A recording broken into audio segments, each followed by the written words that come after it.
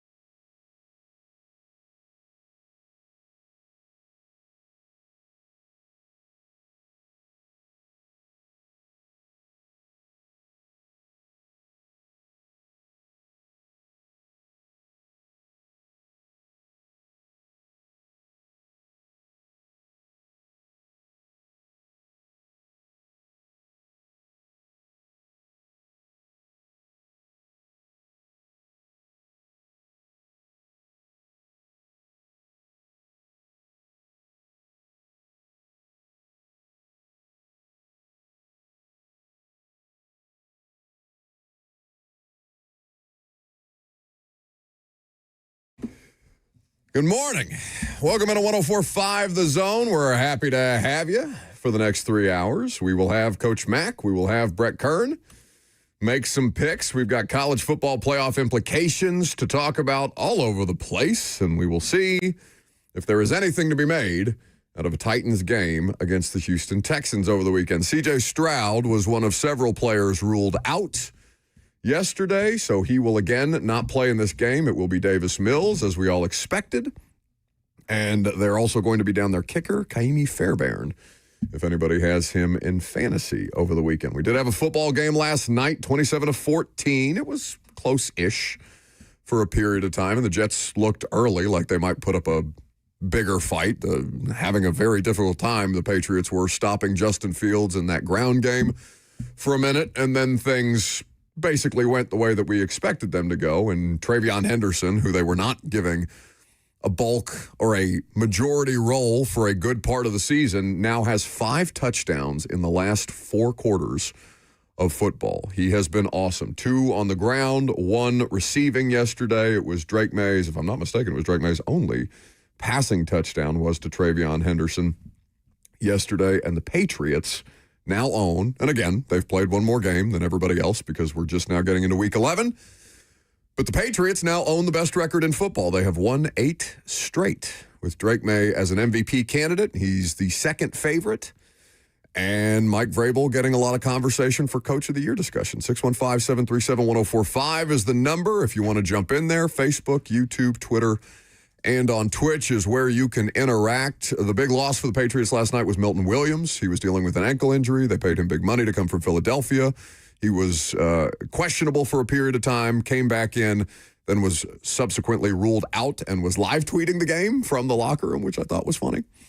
But the Patriots 8 consecutive wins. Their schedule is awful. Their strength of schedule is not something that you should give too much credence to. But 8 straight wins in any level of professional sport is impressive, and they are very much in control of the entire conference at this point in time. He is the favorite. Vrabel at plus 115 on FanDuel to win Coach of the Year. Shane Steichen at plus 160. Mike McDonald at plus 380. And then there's big drop-off. So seems like a 3-headed race at the moment. Now, he shouldn't be the favorite. I mean, he's going... No, he shouldn't. Lucas, he shouldn't be the favorite. Mike Vrabel should not be the favorite for Coach of the Year. He's got an MVP candidate at quarterback. The roster is exceeding expectations. He is a good coach. Nobody would dispute this, except for Lucas. But it should be Kyle Shanahan. They're 6-4. He's not even... I know. He's pretty far down here. He's like plus 3,000. You remember the year that Vrabel won Coach of the Year? Yeah, wasn't it the 1 seed year? Yeah, it was the 1 seed year, but also, do you remember how many players they rostered that year? It was a record, an NFL record, 92 players, because Derrick Henry got hurt and Ryan Tannehill missed time and all these other players. It was Deontay Foreman and Buster Screen and all these pieces and parts that they were throwing together to find a way to win 12 games. Kyle Shanahan has the 7th most efficient offense in football with dudes you've never heard of. Do you know how many games Brock Purdy's played this year? 2. Yeah, and it seems like he's on track to come back against Arizona this week. But, yeah, they're 6-4. They are very much in the hunt for the NFC West, although the Seahawks and Rams, the winner of Seahawks-Rams, will start to have some separation this weekend. But, I mean, Mike McDonald, to me, like, there's a lot I'll hear you of on coaches Mike McDonald, that should be right there in that discussion. But Vrabel absolutely should be, like... He shouldn't be favored. He should be a candidate. Shane Steichen. Listen, if it's a popularity contest, Mike's going to win. Because the NFL public, the media outside of, media here too, obviously, but everybody loves Mike Vrabel, except for Amy Adams-Strunk. If it's a popularity contest, Mike Vrabel wins. If it's a job pulling together a roster that has no business winning, Kyle Shanahan should win. George Kittle has played in how many games this year? Yeah, I know, but so much... Ayuk is still on injured reserve. So much of Coach of the Year. He should have better odds than plus 3,000. That's crazy. He should at least be in the top 4. Steichen deserves it. Mike McDonald deserves it. He should have better odds than Sean McVay, I feel like. Like, I'd go with Kyle Shanahan over Sean McVay, probably over Ben Johnson as well. And both of those guys have better odds than Kyle Shanahan. But so much of Coach of the Year, I feel like, is going over expectation. And right now, Shane Steichen and Mike Vrabel are doing that more than any other coach in the NFL. If you want to throw injuries in there, overcoming injuries, you'd have to throw Todd Bowles in there as well. Because how that Buccaneers, I mean, they're first in their division. They're humming along. Baker has been able to make dudes look like superstars, so much so that Tez Johnson thought the MVP chants were for him. Which is amazing. By that logic, we would have to include Todd Bowles, who I assume probably also doesn't have great odds. DeMario says, Buck just likes Vrabel because of the media stuff he cried about the other day and his love and support of Callahan because he gave you info you wanted. So apparently I hate Mike Vrabel now. Oh, that's quite it's a love-hate relationship. According to the chat. No, listen, I want him to win the Super Bowl. I'll tell you right now, I'm a fan. I enjoy the holy hell out of it. I know it's going to bother the crap out of Titans fans and people that work for the Titans and all this stuff, but I want them to win the Super Bowl. I would love that. That would be the funniest possible outcome of any of this. You just want pain for Titans fans and people in the front office? That's the only reason you want them to win the Super Bowl. You screwed up. Not on me. I do love how you are like you'll go all in and then you're like, but it's not personal. It's never personal. And then you're like, yeah, I just want them to be upset. I want Vrabel to win the Super Bowl so they're all upset. Yeah. It's not personal, though. None of it's personal. Very unbiased here. Unbiased journalist, Buck Rising. No, it hasn't been that for a long, long time. It's okay. I'm happy for you, buddy. I can't wait till you're up on that podium with Mike. I thought about shaving a mustache specifically for today. You guys can hoist that trophy together and then just see how each other's mustaches feel on each other's upper lip. I'm very excited for you. Very, very excited for you. I'm excited too. What's Mike's I had wife's fun. name? Can you name Mike Vrabel's the first lady? Yeah, Jen. that's Jen. Okay. Oh, hold on now. Watch out, Lucas. Like, don't encroach on my expertise. Now I know the first lady of anybody. What? Okay. What was Mike Mularkey's wife's name? Ooh, I don't know that. Was Mike Mularkey married? Yeah, I don't know. Come on. You're supposed to be better at this, Lucas. I don't know. Give me another first lady. I couldn't name. I actually can't name one. Callahan. For some reason, Jen Vrabel came up a lot when Mike was the head coach here. I don't know why. Jen has to put up with him. Like it. I mean, his family was very much around and involved, right? Carter would be at practices. Tyler was did Tyler get drafted or was he a UDFA? Arthur Smith rostered him in Atlanta. Tyler Vrabel, who was an offensive lineman at Boston College. But yeah, I mean, he was. The family was very much involved. Like they made it. Did you see this Rand Carthon clip that's going around? No. So Rand apparently did a podcast interview, and I can't remember the outlet, but it's making the rounds because it's very much about Mike Vrabel reaching out to Rand Carthon after he got fired here and about the familial elements of a Vrabel-run organization and how Rand and his family and his kids were so appreciative of the way that Mike handled everything, and players have talked about this. Now, again, it's not to a man. There are plenty of people that had bad experiences. You just go ask Christian Fulton how much he likes Mike Vrabel and guys like that. Jayon Brown, I'm sure Chig didn't have the easiest time. Remember Wesley Woodyard? Oh, yeah. David Long Jr. Yeah, David Long, for sure. Like, so it's not to a man, for sure. But the only argument against Mike Vrabel being coach of the year, which, by the way, a lot of people picked and you laughed at. You remember that? I laughed at the idea of the Patriots being a good football team this year. I mean, really, it is incredibly impressive. Mike Vrabel is a good coach. Nobody can question this. But I do feel How many like... times did you spend questioning that this offseason? No. If we did one of those now for a moment of stupidity on the Buck Rising show, we could put together a highlight to reel. say he's a bad football coach is just an inaccurate statement. That's just not the case. But I do think he just gets absolved of so many things that he contributed to on the back end of his tenure with the Titans. Like, Mike Vrabel was also a big reason why the Titans were bad and continued to be bad after John Robinson was fired. The information that we now have at our disposal is that nobody was put in a position to succeed that works for this organization. Now, John Robinson is the biggest offender of all of it, right?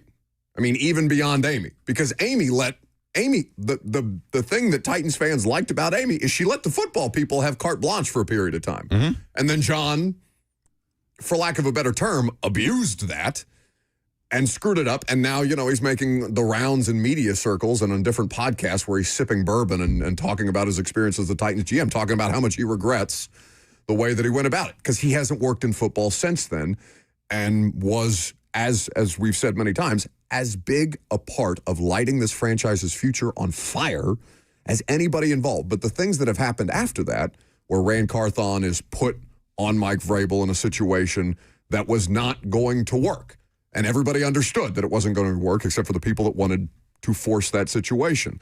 And then the roster continues to decline. And then they don't want to trade Derrick Henry because Derrick Henry is the only reason why people are still showing up to Nissan Stadium, even though the Ravens would have, I don't know what the Ravens would have given in the middle of that 23 season for Derrick Henry, Robert, but I have to imagine they could have probably scratched out a conditional fourth, right, for a player that's damn near without precedent and is still performing at a reasonably high level well into his 30s at this point in time. What we know now is that it was more their fault than it was his fault, which does not entirely absolve him, but it does. I mean, nobody gets to look more right than he does. Well, think about the things that he is doing, that he has done well in New England, that he failed at here. That's a big part of this, right? He's also allowed to learn. Yeah, like I think he has evolved, too, as a coach. Who was his last offensive line coach here? Jason Hotaling. Isn't he in New England? I don't know, but if he is, he's working for Doug Marrone, who is one of the better offensive line coaches in the NFL, right? Todd Downing, Josh McDaniels. Like, there are a lot of things that he failed at miserably here that he has done in a much better version of in New England, and it's a big reason for their success. It's all some version of revisionist history, right? Because Josh McDaniels was not available to hire when Mike Vrabel lost LaFleur and Art, right? you had to find somebody. It was better to keep it in-house, theoretically, than it was to go out and find somebody else. What do you got, Robert? Jason Hotelling is the assistant offensive line coach. Yeah, Todd Downing is a wide receivers coach in New England. Yes. Like, they're all there. Much better situations for them to be assistant O-line and wide receivers than O-line coach and offensive coordinator. That's generally the guy that yells turbo, though, right? Is the assistant offensive line coach. I don't think that the offensive line, I don't think the offensive line coach is actually the one who says that. It's usually the assistant offensive line coach. So he was just typecast. He was mispositioned here. And maybe, again, people are allowed to get better from their first experiences, right? The whole thing with Hotelling here was he had been, to your point, a Division III head coach with no NFL experience. And then all of a sudden he's an NFL offensive line coach. So all of it's revisionist history. None of it matters for the future of the Tennessee Titans, which is all that Titans fans care about. But I imagine that it is hard for a contingent of the fan base to watch them win 8 straight games, for him to look like this war hero returning home to New England, and all the vibes are good in New England because God knows the Patriots fans deserve good things to happen to them, right? They've suffered so much. Did I ever tell you what Mike Reese said to me in the press conference when they were in the press box when they played here a couple of weeks ago? Mike Reese, who's a Hall of Fame media member by any stretch of the imagination. He's the ESPN.com Pats reporter. And a genuinely lovely guy, not a bad bone in Mike Reese's body. But he was just he was almost like consoling me in Tehran a little bit on how hard the season was. And he just kind of made a comment like, oh, yeah, now I know what it's like to go through these things we've experienced the last couple of years. And I just, because he's Mike Reese and because he's a lovely man and because I knew he meant it genuinely, I wasn't going to laugh at him openly. But I was like, Mike, like Giardi's texting me last night. Giardi's like, oh, it's so invigorating to watch Drake May. I'm like, shut up. You had 20 years of Tom Brady. All of you. Eat it. It's unbelievable. 615-737-1045 is the number if you would like to participate throughout the course of the show. You have headlines. Yes. They're next.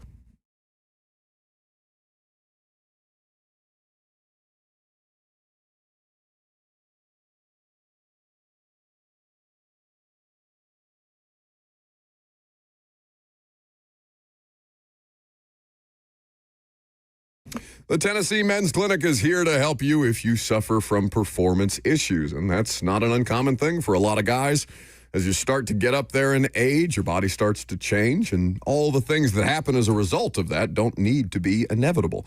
That's what the Tennessee Men's Clinic has been helping guys for over a decade plus figure out and work through and find the treatment paths that make the most sense. They have multiple locations here in Middle Tennessee that will help you work towards those treatments and those solutions. And the cookie cutter, or rather the treatments are not cookie cutter. The Tennessee Men's Clinic is urology-based and staffed with multiple licensed providers who specialize in men's sexual health. They use proven treatments tailored to your specific situation. No one size fits all. Too many guys rely on pills that don't work or come with nasty side effects.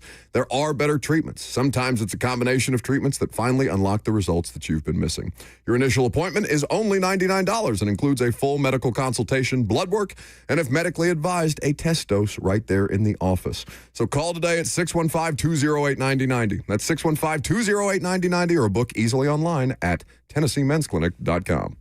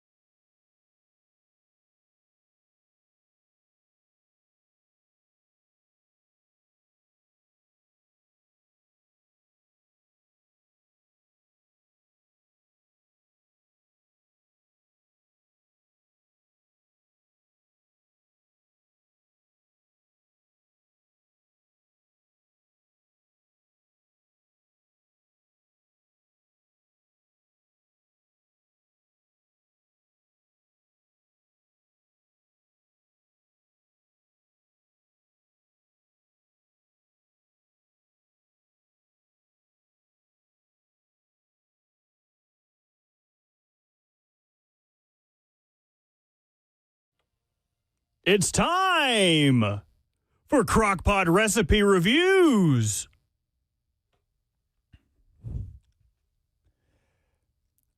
Dude, With Lucas Panzica.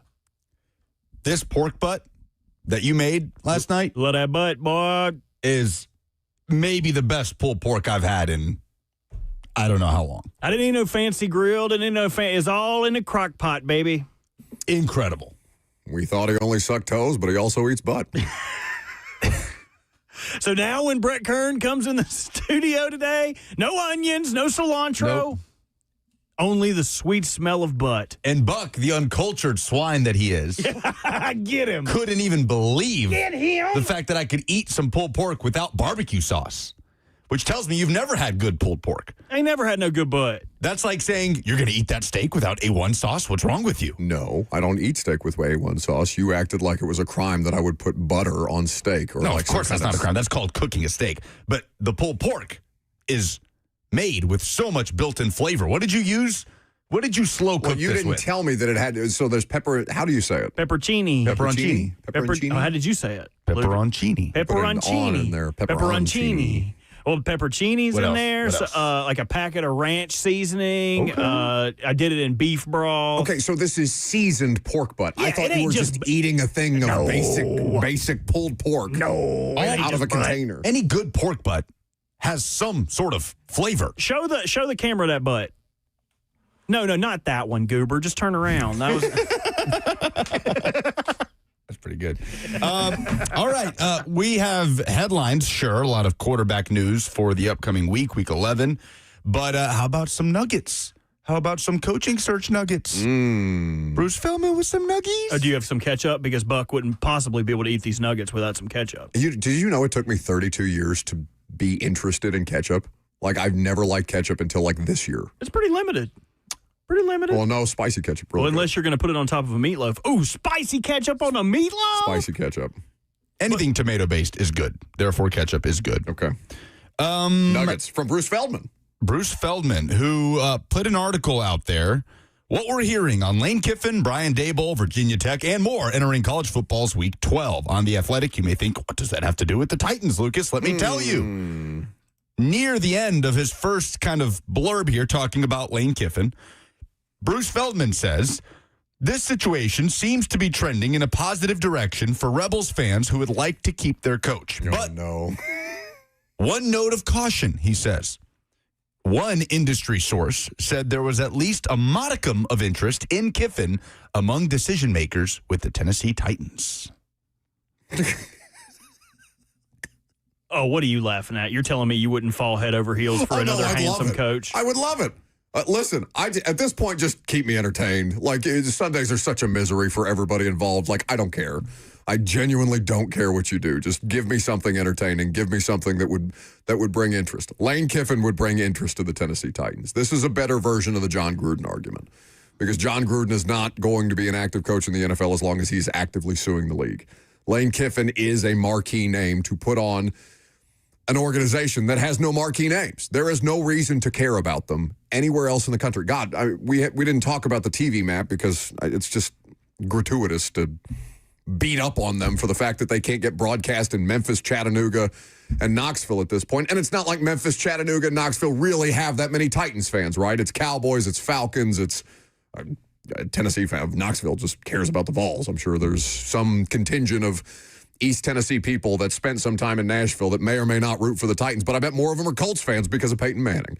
So the whole TV map thing, I think it was a bit overblown, even though it does, like, if you cannot even get broadcast within your entire state, you do hinder your ability to grow as a fan base. So I have one close friend, you know who you are, and I bet you're listening right now, that is a diehard Colts fan, despite being born and raised in Tennessee, simply because Peyton Manning went to play for the Indianapolis Colts, and I've shamed him for it his whole life.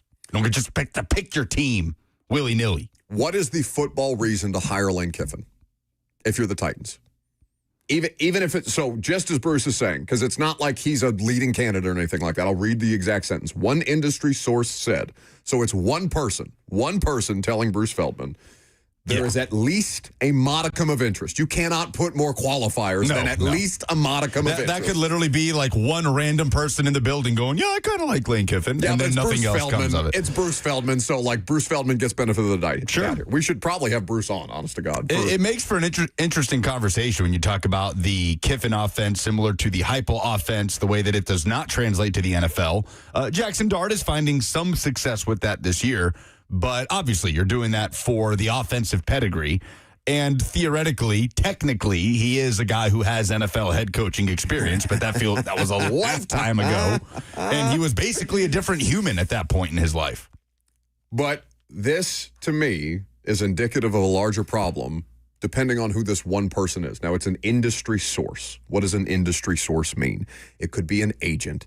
It could be, it could be a scout. It could be really anybody with a level of involvement in a football organization, either college or pro, saying, yeah, the Titans may sniff around Lane at some point, so I don't want to make it more than it is. But if they were to seriously go down a path where Lane Kiffin was given consideration, and it's not a knock on Lane, it would speak to me or speak to a larger problem that they are trying to do something that is more about flash than it is about substance. And I think Lane is a much different person than he was when he was the coach of the Raiders. Nobody would dispute this. Lane Kiffin, did you ever watch that E60 thing? I have not gotten around to it. I've really been meaning to. He's never going to watch it. There's a lot of things I've been meaning to watch. That's something that when it's just say, I'm getting to it, right? Yeah, it's not going to happen. I am entrenched in my Sex and the City binge at the moment. That's actually a pretty good reason to not watch the Lane. It's so good. I can't step away. It's such a good show. See, this is what happens when your girlfriend doesn't live near you, where you're not forced to watch these shows anyway. Like, I've had to watch Sex and the City, or is that the one with Carrie? Is Carrie on Sex and the City? Carrie, Samantha, Miranda, I've had Charlotte. Dancing with the Stars. I have to deal with all of this Andy Richter drama, where TikTok had took over. All the Dancing with the Stars fans are so happy that Andy Richter got sent home because they were worried, it's going to be Bobby Bones again, where people take over and someone not that good wins. Who cares? Who really cares? This is what happens when your girlfriend lives in another state. Anyway, it would not be a hire based on substance. It would be a hire based on, we need a reason for people to care about us. Let's go get Lane.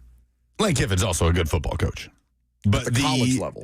Yes, There's for sure. no evidence that Lane Kiffin also has experience with working with dysfunctional ownership. At the Al Davis part of Lane Kiffin's career trajectory is crazy. He was literally fired for insubordination, Kiffin was, by Al Davis. Yeah, well, that's what Al Davis said. Yes. But Al Davis's version of insubordination is very different from the average person. Like, that is the stated reason why Lane Kiffin was fired.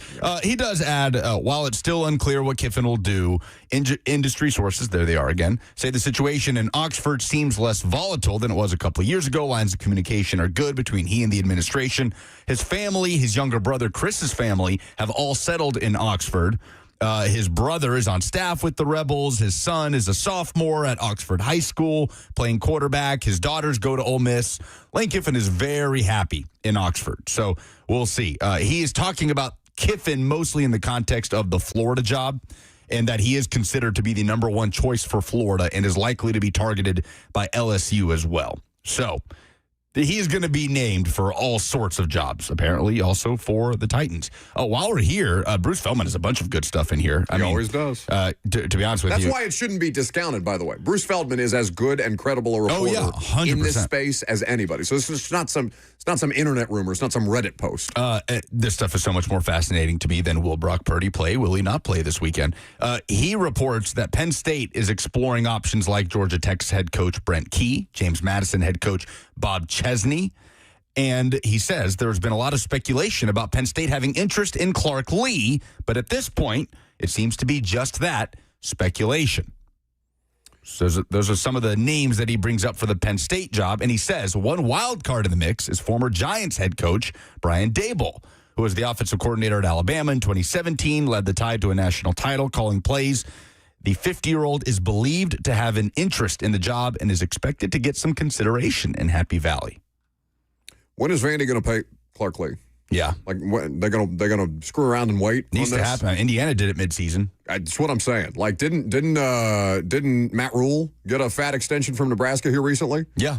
He got locked in. Vandy, for all the good that you've done, for all the great work that you've done, to get your football program back to a competitive place. If anybody within the sound of our voices down on West End can hear us, please give Clark Lee the bag. Do not even let this be a thing. So far, Candace Storey Lee has lived up to her word in every instance. For sure. If I'm a Vandy fan, I have full trust. Right now, Candace Storey Lee has given me zero reason to not have trust that they're going to do the right thing in keeping Clark Lee. Feldman also adds Pat Fitzgerald, a name to kind of keep up with for the Penn State job, the former Northwestern coach who was obviously embroiled in controversy. Well, no, he was fired after that hazing investigation into Northwestern, but he did recently settle a $130 million wrongful termination lawsuit with the school. Yeah, this went under the radar. This happened a couple weeks ago, maybe last week.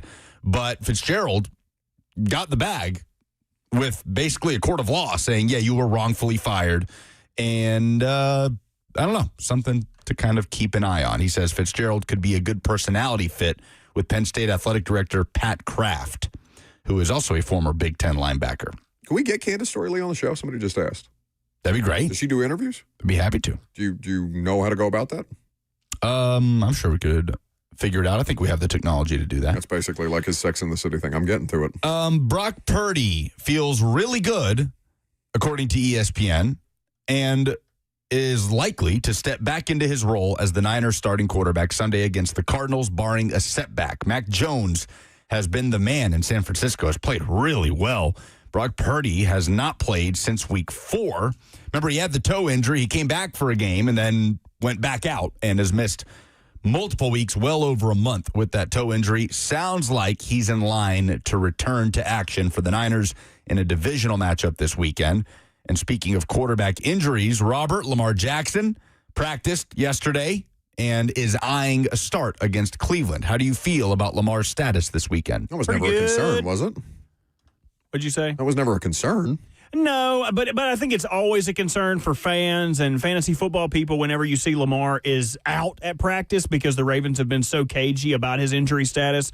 I mean, you don't have to look any further from this year to the Chicago Bears game coming out of the bye. All of the messaging was, Lamar's going to be back, and then he wasn't.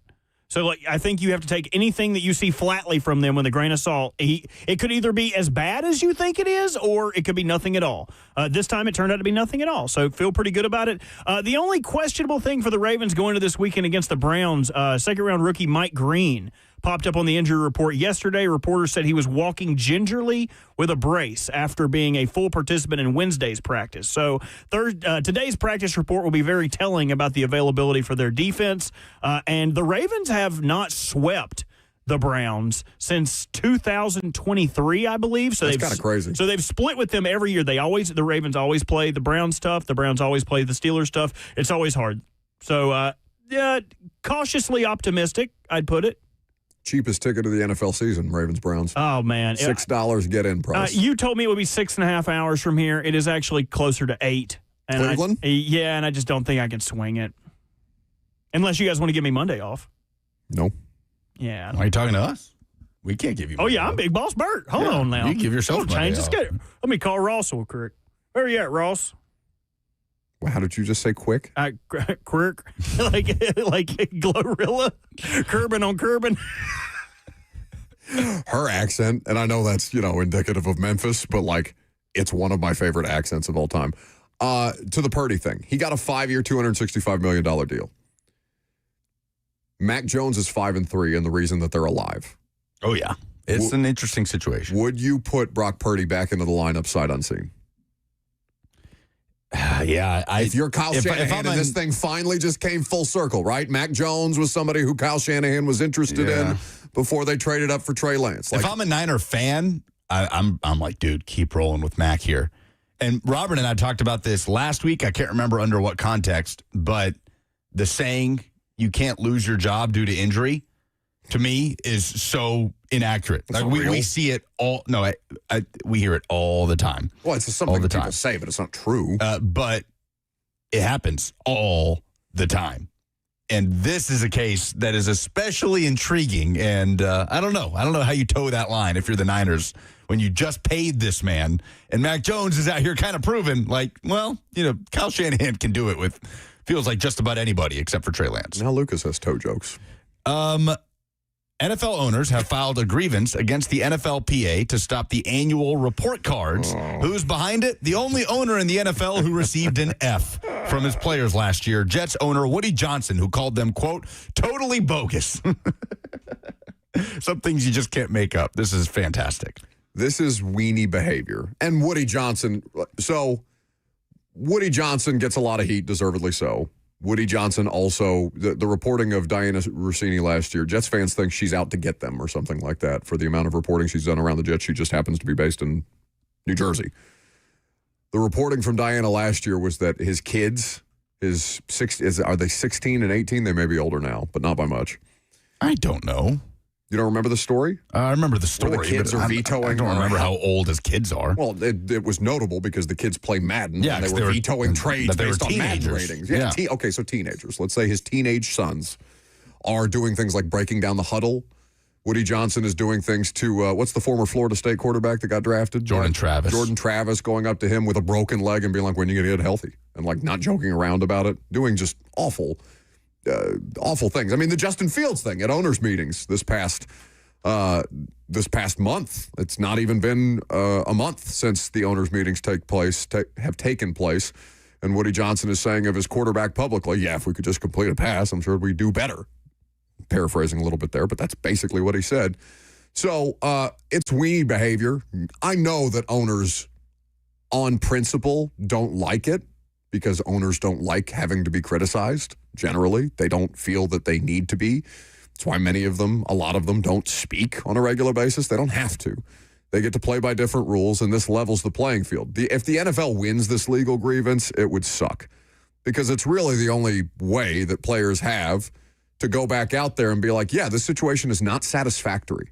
It prompts change in a lot of cases. It prompted changes here. To Amy Adams Strunk's credit, both in alumni relations and in family, I don't remember exactly what the category is, but basically like family experience. Treatment of families. Treatment of family. They graded out poorly. She hired somebody specifically to fix the problem. Went up to a B+. Yeah, so it worked. Like it enacts change. And I don't remember, Robert, maybe you brought this up the other day. Maybe it was something that was said yesterday while I was hanging out at Titans practice. Maybe Tehran said it. I can't remember exactly. But something to the effect of, well, I'm sure owners have no problem when these nebulous draft prospect reports come out about kids' character and things like that they have no control over with their entire future, and they don't know where it's coming from. But you get one report card on Woody Johnson, by God. It's bogus. You've just gone too far. It's bogus. The billionaire can't handle it. Ownership for the Titans got a B from the player report card. Can y'all tell me the organizations? There are two that Woody Johnson isn't the only one to get an F, but there are three that got in the D. No, four that got D grades. D or less? D to D-. Like overall grades? Ownership, just for ownership. Oh, okay. I wasn't it Clark Hunt? By the players. The Chiefs owner? Yes. The Chiefs got one. A C. It was C-. Okay. For Clark Hunt. That was one of their lower grades. On the most recent one, it was a C-. So I would go with the Cincinnati Bengals, the Arizona Cardinals. Not the Bengals. Yes to the Cardinals. Yeah. D-. They make their players pay for their lunch. Any food that they have at the facility, the Cardinals make them pay for it. Cincy was doing that for a while, too, weren't they? Cincy's broke as hell. The Cardinals' treatment of families was D+, and food and dining was D-. Training room, D-. Ownership also D-. So who were the other schools that got an F? Other teams, other owners, Panthers. Oh, yeah. Yeah, that one makes sense. And Steelers. Got a D, not an F, but a D. Really? I mean, they share some of their facilities, like with Pittsburgh, like some of the... No, but this is an ownership thing. Ownership, yeah. Strictly an ownership grade of a D for Pittsburgh. Right, I could see how you would be like, okay, we want our own things. And Tampa was the other one. Well, people don't like Glazer's political positions. But yeah, Titans got a B. The only A's were Washington, San Francisco, New Orleans, Miami, Vegas. All right, Mark Davis. You know, we should do this. Houston, Green Bay.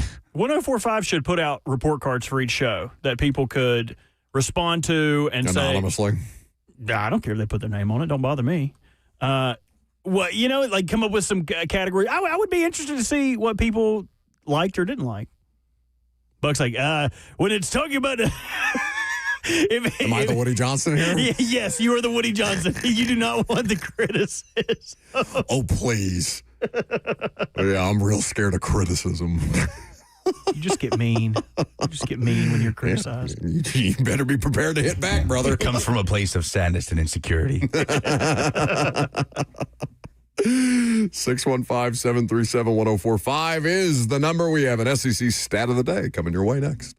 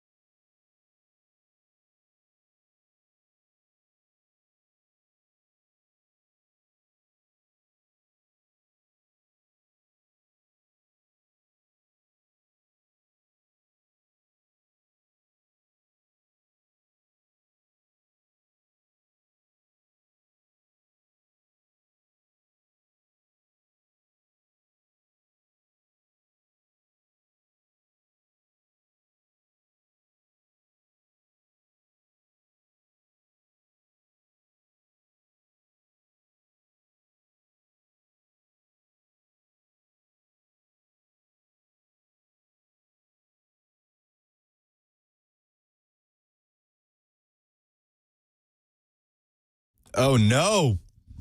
It's a little outdated now. Brian Kelly's in there. Dang it. Just realized that. So who?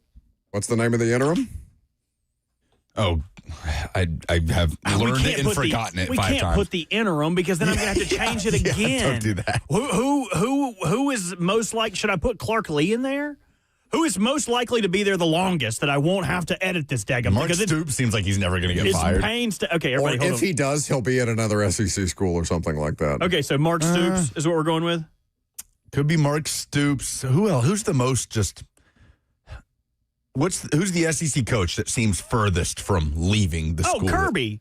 Kirby Smart, yeah. Okay, hold on. Everybody be quiet so I can record this. Kirby Smart. All right, thank you. Do you want to put it together and then play it again? Speaking of Kirby Smart, while Robert does that, Kirby Smart leads the Georgia Bulldogs against the Texas Longhorns this Saturday. 2 big games in the SEC, 2 big college football playoff implication games. Games that could get teams eliminated, games that could continue us down this potential path of an overcrowded pool of SEC teams with a college football playoff-worthy resume. Those games are Oklahoma at Alabama, Bama 5.5-point favorites at home, 2:30 on ABC. Texas at Georgia, top 10 matchup. Georgia 6.5-point favorites at home, 6:30 on ABC. Starting with Georgia, Texas. Steve Sarkisian is 2-8 in his career at Texas against top 6 opponents. Can you tell me the 2 wins? 2-8 against top 6 opponents in his SEC career? No. Well, I mean, sure, because Texas is the only SEC head coaching job he's ever had. I can't. This year against Oklahoma. Okay. And against Alabama in 2023 when Texas went on the road. And that was actually before Texas was technically part of the SEC. But it was a top 6 opponent. They went on the road, Xavier Worthy, down the field, bombs away from Quinn Ewers. Oh, I don't remember that game. And they won in Tuscaloosa in 2023. Was Steve Saban Sarkisian. still a coach? Yeah.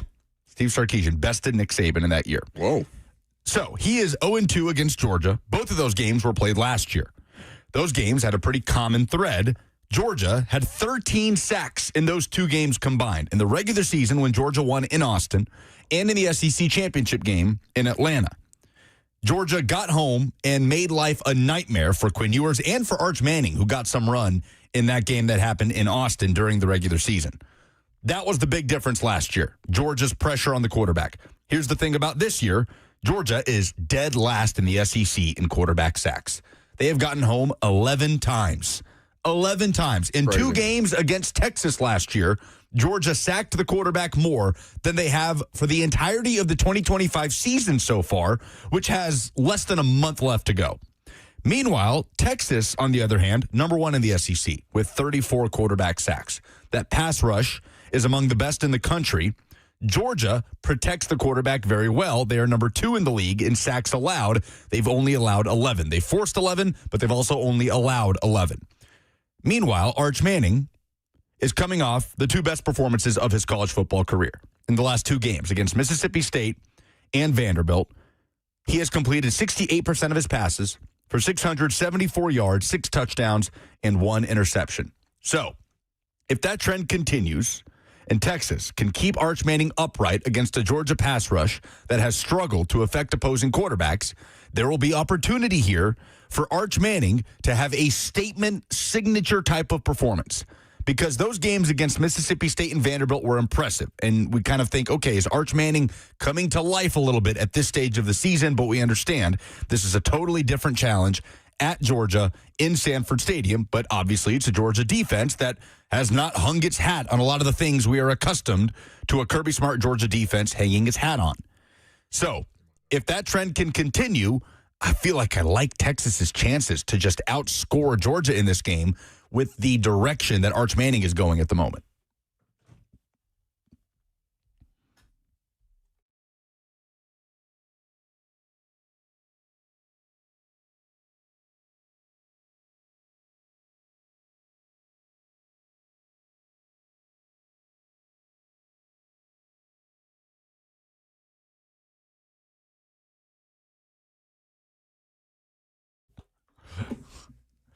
How long before that's just all Robert? I can't Just wait. Cutting it. It's just the It's music all I with want. Robert. I was just going to say, Clark Lee.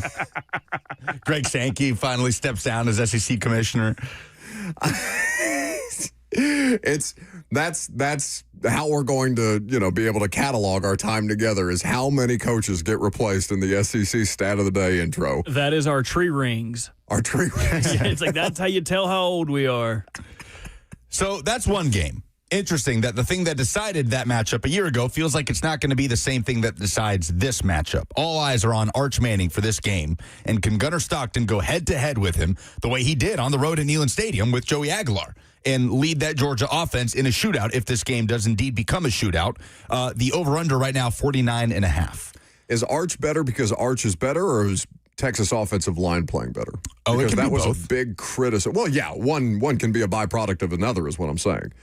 So I think that the improvement of the Texas offensive line, which was a problem early in the year, especially given, not the pocket watch, but the Texas offensive line, if I'm not mistaken, each one of the starters has a 7-figure NIL deal. I can't remember exactly. At least the starters have a 7-figure NIL deal, and they were underperforming, and so Arch was underperforming as a result. Those things seem to have normalized a little bit, and Arch is having better performances. Now, Georgia not being able to get pressure against the quarterback is crazy.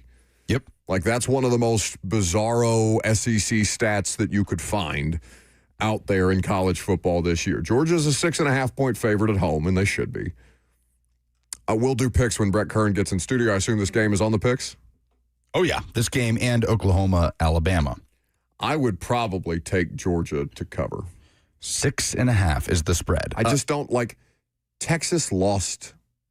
Texas playing that Kentucky team close. I that doesn't go away to me. Like, that's still there somewhere. And Georgia just has so much more firepower offensively than I think anybody expected them to. I don't think that it would be overwhelming. Like, I'm not saying double digits, but if you told me Georgia by a touchdown, I'd go along with that. And lastly, Alabama, Oklahoma. Bama, number 1 in the league in turnover margin. They are plus 10. Oklahoma is bottom 3 at minus 5. So that is something that needs to be reversed if Oklahoma wants to go on the road and beat Alabama. So this could be the take care of itself weekend in the college football playoff picture in regards to the SEC, with the likes of Texas and OU potentially picking up their third loss. It also could be, we have chaos on the way kind of weekend. I hope so. That would be fun. I love a little shake-up. Give me a reason to watch this college football playoff ranking show on Tuesday nights. Other than, top 5's the same, and Vandy went up a spot. That's what you got? That's what I got. All right, very good. Coming up next, college football playoff implications. That was a taste of it, but there are far more games with consequence this week. We also have Friday Fire at the end of the 11 o'clock hour, which I have what to give away? Tickets to go see the Titans take on the Texans this weekend on the 50-yard line. No, I'm just kidding. They're not that nice. Well, they're club, aren't they? I have no idea where these tickets are. I think they're typically club. Don't get people's let's under-promise and over-deliver. How about that? It's a 1-8 Titans team. I think that these tickets you can sit wherever you want. They are at the height of the stadium, so you can see the new stadium being built. I don't know where these tickets are for real, but they're tickets to the game. Okay, not yet, but at 11:45, think of your moment of positivity. Think of the thing that made you happy this week, and if you have the best Friday Fire, we'll give you the opportunity to go to that Titans and Texans game. Coming up next, though, that college football playoff implication conversation. I'm Buck Rising. It's 104.5 The Zone.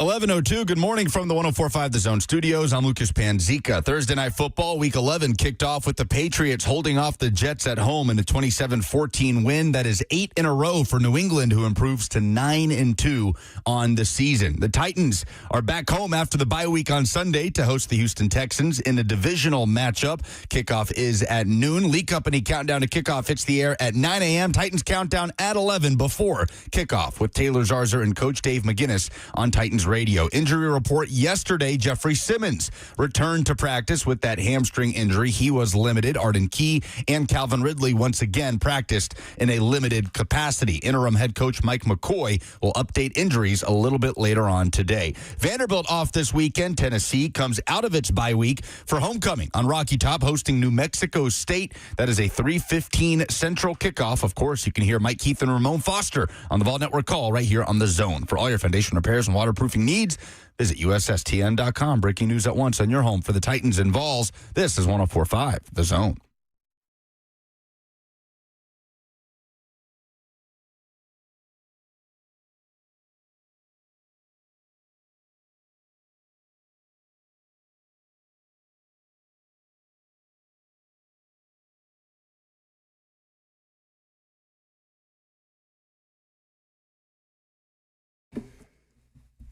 Welcome back to the show on this Friday. We've got a jam-packed weekend of college football ahead.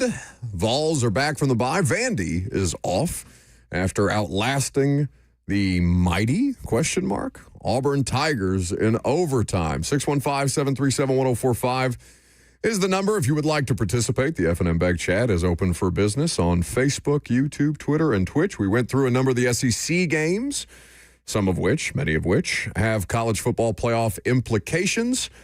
But as we have now ruled Tennessee out, well, let's before we do the college football playoff implications thing, I saw you did one of these A to Z reels on why Tennessee fans should keep watching Tennessee at this point in time. Other than, there's only so many football games left in the Vandy game. You can still play spoiler. What was your thesis on that? Why should Vols fans still be dialed in on a season where they know they're not making the playoff? Well, I feel like we can learn a lot about this team under Josh Heupel over the next few weeks, right? Like the vocal minority has been out there talking about Josh Heupel and stewing over some of the mismanagement stuff near the end of the Oklahoma game that didn't help Tennessee in their effort to make a late surge. Which Sparks says is fair. Oh, sure. No. There is a ton of fair criticism for Josh Heupel. And again, Adam Sparks talked about the play calling aspect and how there just seems to be too much on his plate right now. And it's hurting some of the clock management stuff where there have been some very clear issues this year, without question. But, that's a conversation aside. It's unfair. It's ridiculous to sit here and talk about Josh Heupel's job, because Tennessee is a game out of the playoff, right, in a year where none of us really expected that anyway. Going in, and those expectations shifted, which happens. I get it. But I will say, if Tennessee fails to show up over the next 3 weeks at Florida against a team that looked lifeless against Kentucky, that's fired its coach, in a place that's been a house of horrors for you for 2+ decades, and at home against Vanderbilt, then that could create a very uncomfortable discussion in the offseason. So it feels like, all right, season's over, playoff or bust, and maybe we've kind of reached that mentality now in college football for programs that feel like that's the expectation, and I get that for Tennessee. That's what they did last year, and fans, after watching that performance against Georgia, felt that was the expectation again this year. But those Florida and Vanderbilt games are going to tell us what kind of momentum Tennessee's going to take into 2026. You're missing the playoff either way, but there's a massive difference between 9-3 and the potential of winning 10 games with a bowl win and 7-5. Huge difference in the way that you're feeling about this team, the trajectory of the program under Josh Heupel. So you take care of business tomorrow, you do your thing against New Mexico State, you get out healthy, all the cliches when you're facing one of these type of teams. But those Florida and Vandy games, they loom large for what the discussion is going to be in the offseason about Tennessee football. You cannot lose at Florida this year. No, there's no excuse, not a shred of an excuse to lose at Florida. And there's been reasons not to lose at Florida in previous years, but like this year more than any other. This is the one that you just can't. It would be so inexcusable. Vanderbilt's a good football team that can come in and beat you. They have the tools, the weapons to beat you. And if they split those, then I don't know. You're 8-4, which is kind of what everybody expected anyway. But obviously, a loss to Vanderbilt as they get in and you don't would be very painful for Vols fans. But for me, yeah, these 3 games are going to tell us a little something about how Tennessee's going to respond out of that disappointment.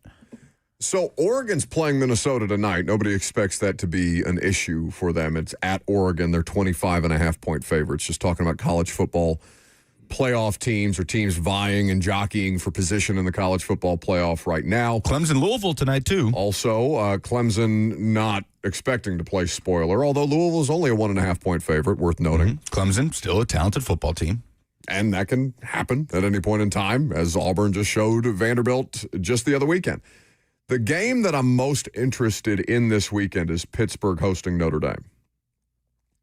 I think that Notre Dame is playing like one of the best teams in the country, and they're ranked number 9, like nobody would dispute that, but they had a rocky start to their season.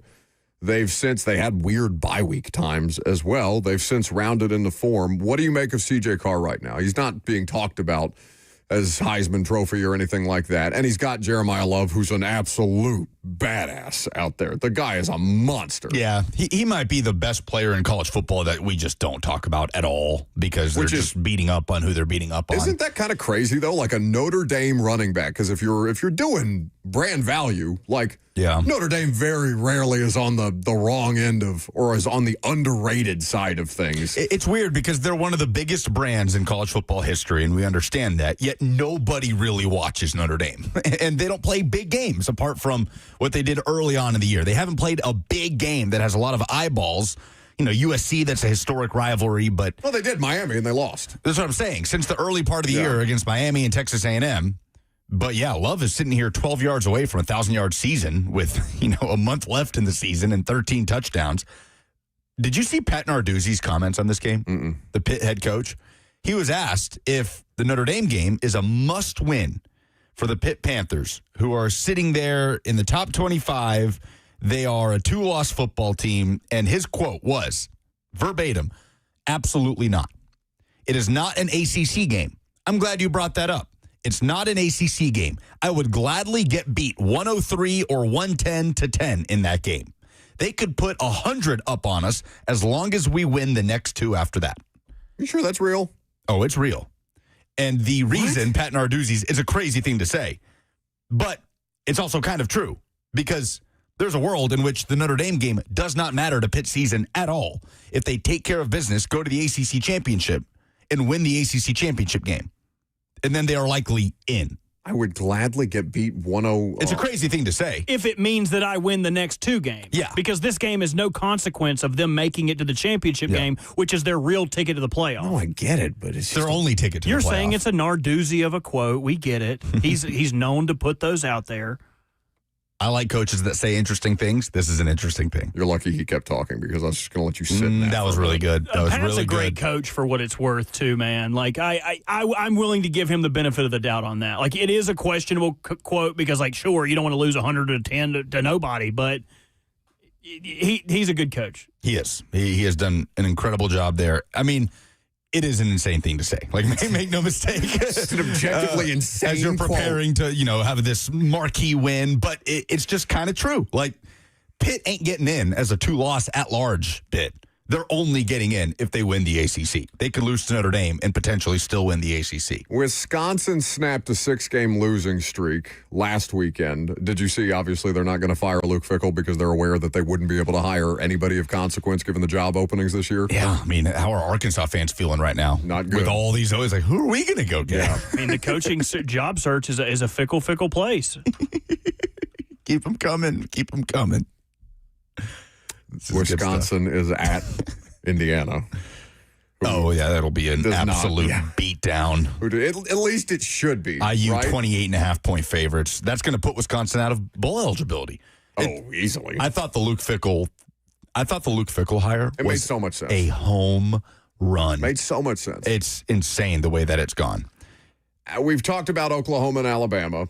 Miami is not dead by any stretch of the imagination, but NC State is not Robert, what do I do with NC State this year, who has not been a good football team, but who has the potential to bother you at just the wrong time. And Miami seems like an easily bothered team so far this year. That is NC State's MO. They are a gnat. They what's their record right now? Are they 6-4? They are or 6-3 or 5-4? They're 5-4. 5-4. I mean, that's what they hum around. But they generally just beat Georgia Tech. They will. That is the most NC State bleep that there is. They will lose the game that matters to them the most, but they will win the game that matters to the other team the most. They are just a gnat, incessantly flying around. Meow, meow. And their coach is also Dave Doran is the biggest jerk in college football. I want nothing. Yes. Brian Kelly just got fired, but Dave Doran is not Brian Kelly. No, you should. Do you remember during COVID, the bowl game that was going to go on, and NC State said that they should get a bowl win because it was canceled and they were ready to play, but the other team had to forfeit? Dave ended up claiming that win, and this is kind of the good guy Dave thing, ended up giving all of his coaches the 10-win bonus because he's claiming that they did not lose. They forfeited it. But he just always just a crotchety cactus of a man. Yeah. Like, just the guy that, like, okay, buddy, we get it. You're in Raleigh. You're not coaching the best team ever, but he just a prickly pear of a dude. Don't sleep on South Florida Navy. That's a big game for the American Conference race. A couple of two-loss teams. That's an early kickoff on ESPN2. There's a bigger game in the Saturday. American. Who does ECU play?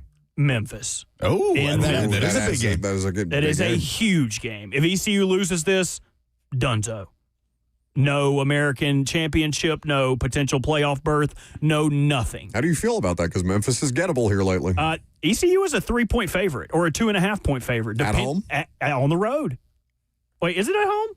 I was assuming it was on the road. I would be surprised if they were favored on the road. Surely not. It is at home. Good job. Good job, everybody involved. I apparently they were having issues selling tickets to this game, which makes me so sad because everything that hinges on this win. But who knows? I want ECU in the playoffs so bad. Dude, who are you telling? That would be so awesome. You would not be able to tell me anything. ECU and Tennessee having the same number of playoff berths, I would hold that over everyone's head until Tennessee made it again. Indiana more than all of you. Iowa USC is a ranked matchup on Big Ten Network, which means no one within a 500-mile radius of us will watch it. But USC and Iowa, USC a 2-loss team, Iowa a 3-loss team, that could just go ahead and knock USC out of any sort of at-large discussion. And do we not get the Big Ten Network? I don't think I get do. the Big Ten Network. Okay. Michigan is at Northwestern. I'm not going to watch Iowa anyway, but still. I feel like Michigan is a team that's not even remotely in the discussion for the playoff. Unless. What if they do it again? Yeah. Good. If they do the thing and beat Ohio State. I think Ohio State fans are thinking the exact same thing. 100%. 100%. That's your worst nightmare if you're an Ohio State fan, that you roll through the schedule, that you handle business, that you drub UCLA. You're a 31.5-point favorite right now at home against Nico Iamaleava. I am, Nico, probably having PTSD facing Ohio State again. Yeah, 31.5-point spread there. Yes, thank you for listening to the show. I am looking at Ohio State, Michigan as one of the most consequential games for the college football playoff. Understanding it's not this weekend, but that has the most juice of any game left on the schedule this year, I would say, because Michigan is a ranked team. And Ohio State would not, they would not miss the playoff or anything like that. But if Indiana ends up the 1 seed because Ryan Day can't beat Michigan, it would be a crazy story. That would be insane. But yeah, so a lot of implications, all about the implications this week. Ole Miss, if they beat Florida at home, they're in. Even if they slip up in the Egg Bowl, they're basically in. They should put it on Florida, right? Who's Florida's backup quarterback? Lagway is going to start this game. Oh, is he? Yeah. Harrison Bailey is the backup, Tennessee legend. Oh, you've asked me that before. Ole Miss, 11.5-point favorites against Florida. Well, you on a recording asked me that before. Buck, who's Florida's backup quarterback? Long pause. Where were you that week? You recorded a bunch of... Oh, that's right. That's I don't know if is Bailey when they benched Lagway. He didn't go in there, did he? I don't know that. I feel like I would have seen something on Vol Twitter. No, he didn't actually. Trammell Jones Jr. came in, a freshman. So you don't know the backup quarterback? Poor Harrison Bailey. Tough scene. I remember when he committed to Tennessee. I thought he was the prince who was promised. The truth. Anyway, Speaking of the truth, we'll get the truth from Coach Dave McGinnis of Titans Radio coming up next.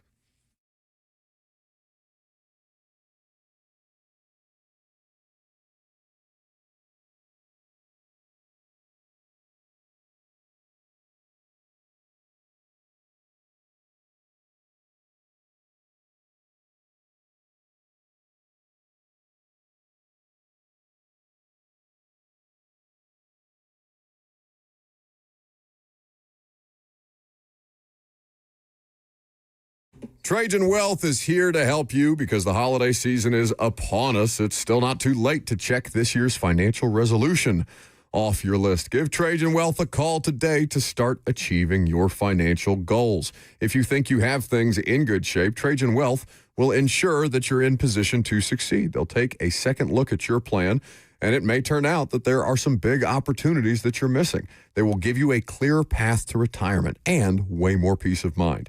They're fiduciaries, which means that they'll put your needs first.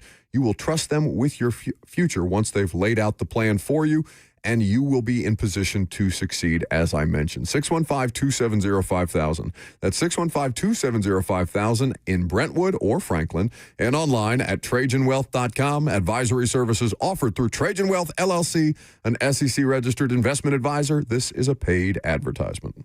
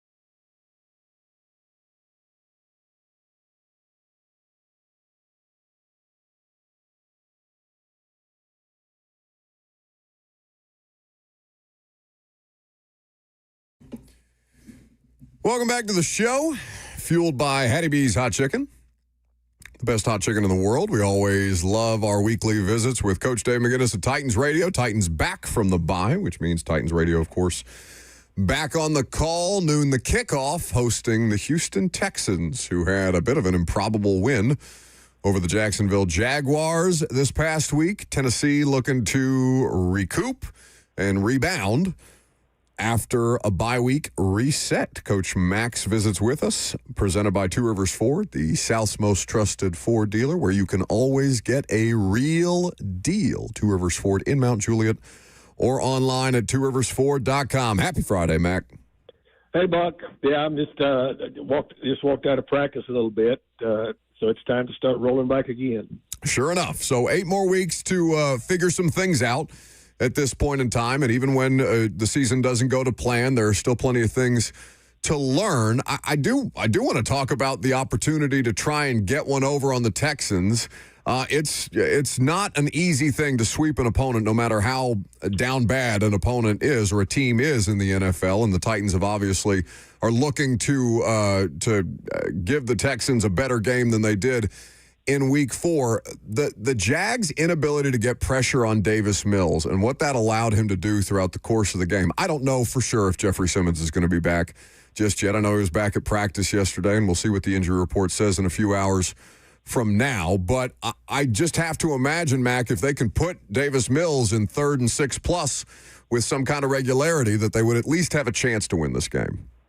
Well, I mean, they've got to do a lot of things on both sides of the ball consistently, but that would be one of them.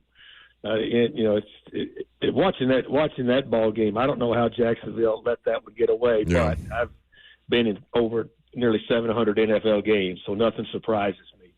But the thing about Davis Mills is that, I mean, he started 26 games. I mean, I know you got all the numbers there, but I mean, he's not an empty chair. And so you can't disregard him. But you would have thought that they had a pretty good lead, and with a lead like that, you would have thought that they would have been able to maintain it. I'm talking about Jacksonville, and they were not able to. And they let Mills get out of the pocket running too. I mean, he scored that 14, 15-yard touchdown, running. So you got to play all aspects of the offense when you play him. But he's a 26-game starter, so I mean that's why they re-signed him to be a backup, because he's got a little bit of water in his bucket as a backup in this league. Yeah, to your point, Jacksonville let that one get away from them, but obviously Houston had to go out there and take it. Same could be said of the Titans in Arizona a couple of weeks ago. But one of the other things that stood out to me, Mac, about that Texans game is they have struggled to run the football all year long, and the Joe Mixon thing has been weird. There's not been much clarity around it. But against Jacksonville, they and I don't know how much you look at things like success rate, Mac. They had a 65% success rate against Jacksonville. They haven't averaged more than 45 all year on the ground in terms of their success rate as a rushing attack. Was there anything? Are you seeing anything from this Texans offensive line that's different now as we approach Week 11 than it was a Week 4 when last the Titans saw them? Well, they've been juggling that offensive line. I mean, and that's one thing. Nick Chubb, I thought, ran very well in that game. Yeah. You've got. I've got plenty of people that run these alphabet numbers for me on these games. But when I'm watching tape and studying tape, I know what my eyes tell me. My eyes tell me is that when the offensive line that they've had has been unsettled, they haven't been as good. But in this last ball game, I thought that the key was, first of all, they stuck with the run game a little bit more. And the other thing is Nick Chubb ran pretty well in this game. It should be lovely weather at Nissan Stadium on Sunday. You can come hang out starting at 9 a.m., the Lee Company countdown to kickoff, and then Titans countdown will take over at 11 before Mac and the rest of the crew start the broadcast at noon. So, Coach, to that point of the Jags being unable to put any real pressure on Davis Mills, that is something the Titans have been much better at over the last 4 to 5 weeks. Over the last 5 games, they've sacked opposing quarterbacks 18 times. Draymond Jones having a lot to do with that. They trade him to Baltimore. But what have you seen from the Titans front, Coach, that has enabled them to get home with much more regularity than we saw in the first few weeks of the season? Well, they've been doing it without Jeffrey Simmons, which is a big deal. I mean, it really is. And so, They're having to trick it up some, and it's not just about getting sacks. It's about being able to play really good first and second down defense and have a chance as far as percentage wise of putting them in third, which the Titans have been in way too much this year on their offense, third and double digits, because when you have third and double digits as a defensive signal caller and as a defensive player, especially up front, that opens up so many more windows to you, and it puts so much pressure on the offensive front to be able to do things, against you. It's hard on the offense, third and double digits. So anytime I look at something like that, the thing that I go back and always study, I did it when I was coaching, I'm still doing it now, is see why the success rate has been incrementally better on first and second down. That tells you a lot. Coach, when it comes to Cam Ward in this second half of the season, as he comes off his first bye week of his NFL career, what are you looking for here down the stretch in terms of the incremental improvement? In what areas of Cam's game do you feel like you're honing in on as you watch him play over the next few weeks? No, I just want consistency. I mean, I'm looking for consistency, and that's what it's about. It's not about the ups and downs of playing quarterback in the National Football League. It's about consistency and being able to take advantage of what the defense is doing. And the other thing is, don't put your offense in harm in a bad way. And the other thing is be able to work through whatever your game plan is, and be able to work through whatever the nuances are that you plan during the week, because there's always something that the defense is going to give you. You've got to take it. You've got to be able to take it on a consistent basis, and just be confident enough to move the chains and let the big plays come to you, rather than putting yourself in which has happened way too much. For him this year, put yourself in a situation as to where you hear me talk about third and double digits a lot. They've been in that way too many times to be able to have any type of consistent success. That's what I'm looking for, and I'm looking for it week to week. I'm not worried about the 8-week span. I'm worried about it week to week. Coach Mack of Titans Radio with us, presented by Two Rivers Ford. Cam has talked a lot this week about just taking that easy pass, right? And that's been a theme. We've talked about that all season with him, a big game hunter type of quarterback. I am curious, Coach, how much of the check down versus easy pass or quick way out, how much of that can also translate to the quarterback run game? How much are quarterbacks in today's game coached to, if it's not there, also scramble for what you can, and learning the timing of when to take off to pick up that kind of yardage? Understanding Cam is not a dual threat quarterback. He's going to be a pocket passer in his career, but just how much of that is a part of the coaching when you're talking about a quarterback taking the easy plays, whether that's in the passing game or the run game? Well, you really don't coach the running part of it. That has to happen in the moment, instantly. And it's not bailing pockets. It's not doing those types of things. It's being able to manipulate and maneuver the pocket. That's the part of it, because a quarterback running for 4 and 5 yards on first and second down is just as good as a running back doing it if you're taking gaps that you're giving. But you've got to learn how to be able to manipulate the pocket, not be able to step up and maneuver a pocket, not give up. Don't give up on the throwing game too quickly. It's all a matter of timing. It's a matter of timing, and that comes with experience and with reps. I mean, you don't go out there and coach a quarterback to run like you do a running back as to what they're looking at and what they're seeing. That's a feel, but the feel starts with being able to manipulate the pocket depending on how they present their rush to you. Now, I don't want to be overly simplistic about it, Mac, but I mean, isn't that just kind of what we're watching on a weekly basis as you talk about week to week and game to game? Like, Cam is still working his way through the timing and the speed of the NFL game versus what he has been accustomed to in college. Well, yeah, and look, he's gonna see something different every week, and until he starts to mature in the league. I mean, that I called defenses for a long time in this league, and when I had a rookie quarterback, I mean, my number one goal during the week was to wreck them. and to give them a whole lot of different things that I know that they haven't seen, and just try to unsettle them 2 or 3 or 4 times. That's what you're looking for. That's what he's experiencing right now. So it's just a matter of time on task, and it's extremely important. You don't take it in all at once. You take it in bits and pieces. And he's learning that because he's played every snap this year. Coach Dave McGinnis of Titans Radio with us. Titans Radio back on the call, noon the kickoff, hosting the Houston Texans at Nissan Stadium. 3 straight home games for the Titans, which will be a nice change of pace. They spent a lot of time on the road in the first half of the season, so they'll get the opportunity to do some work at Nissan Stadium here for the next better part of a month. Mac, coaches I know don't care about, end-of-year awards and things like that. They're just focused on winning the next game, putting together a game plan and all these different things. But from your perspective as somebody who has done the job and who understands all the different people who are working and the job it is that they have to do as a head coach, when we're seeing conversations about Coach of the Year with Mike McDonald and Kyle Shanahan and Mike Vrabel and Shane Steichen, is there a way that you define how a coach goes about winning that award, or what would make a coach worthy of that award versus just being a part of the best team in football? Yeah, well, none. I promise you, as a head coach, you think about that none. Yeah, because when Brian Dable, the Coach of the Year 2 years ago, yes. He's out of a job. Yeah. So, look, this is a brutal league. It's a brutal league. So that's the last thing on your mind. Things are too immediate in this league.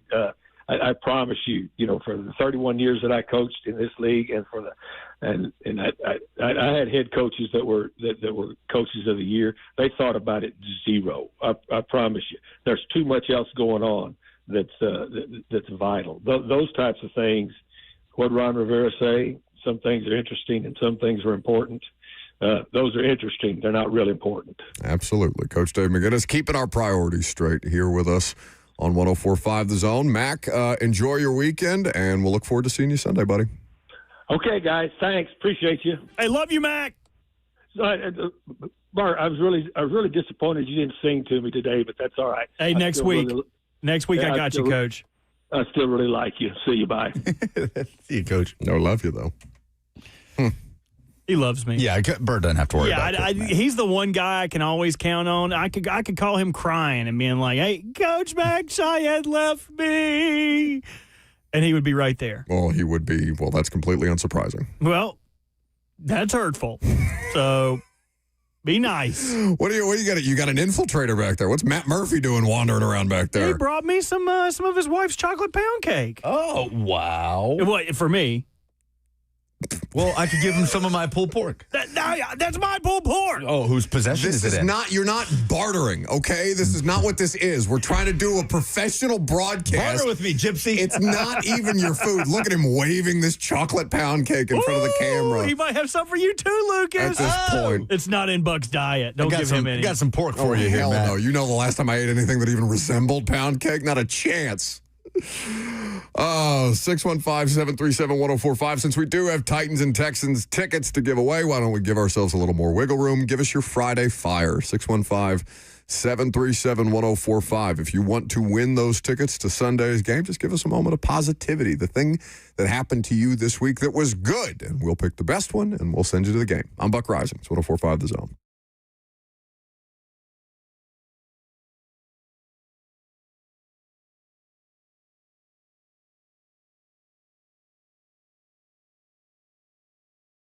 Nothing worse, especially around the holidays, if you're getting ready to host your family, your friends. Maybe you got a Friendsgiving coming up, and what would be worse than having a plumbing, HVAC, or electrical emergency before people get to the house? Most of the time, you don't know what it will cost or if it'll get fixed correctly or if someone is just trying to sell you something. That's when you call Hiller Plumbing, Heating, Cooling, and Electrical. The price you're told is the price you'll actually pay. There's no hidden fees or surprises on your bill. Hiller has been in business for over 35 years, is family-owned and operated, and they offer you techs that are professional, experienced, and trustworthy. When they're on their way, away, you'll receive a photo of the tech and a link to track them in real time. No more wasting time waiting around. 100% satisfaction guarantee of happy you'll be or the service is free. That's the Happy Hiller promise. So book online today at happyhiller.com.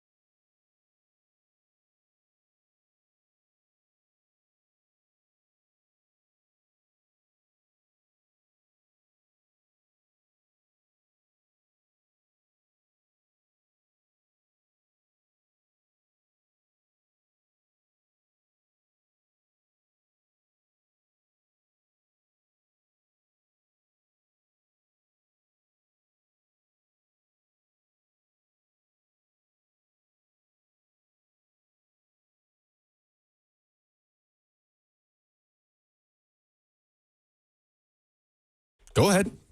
What? Talk. Nice of you to join us. I was talking to Brett Kern. We were having a lovely conversation. What do we got to do something? 615-737-1045 is the number. If you want the opportunity to win a pair of Titans hosting the Texans tickets, all you have to do is give us your Friday Fire. I will start. I am a huge fan of Chris Mad Dog Russo. Now, if you are a fan of this medium, Sports Talk Radio, you obviously know who Chris Mad Dog Russo is. He is a delight. He is also an insane person. And anytime he gets going, Robert, how did you describe it when Mad Dog gets when his thoughts get ahead of his words? It's like someone slipping on ice. Like they can't get their footing. Like whoop whoop whoop whoop whoop whoop whoop whoop. Like they can't. Like when you watch like a Tom and Jerry cartoon, and the dog starts running after the cat, but he's like winding up his legs before he takes off. His body is staying in the same spot, but his legs are winding. That's how I picture him when he's starts fussing about. I feel like my cat does that all the time. You have hardwood floors. On hardwood. Yeah, it just starts running. I in love place. their little tink you can hear when they're like running around. Frank does that every time she runs up the stairs and then she slides into the wall. Anyway, so I present to you Mad Dog Russo on his own Sirius XM channel, Sirius Mad Dog XM, featuring a government shutdown, airport insanity, Donald Trump, and Jonathan Vilma. I mean, it's ridiculous what they put us through. They shut it. I mean, who knows how dangerous it was to fly with nobody in the freaking towers?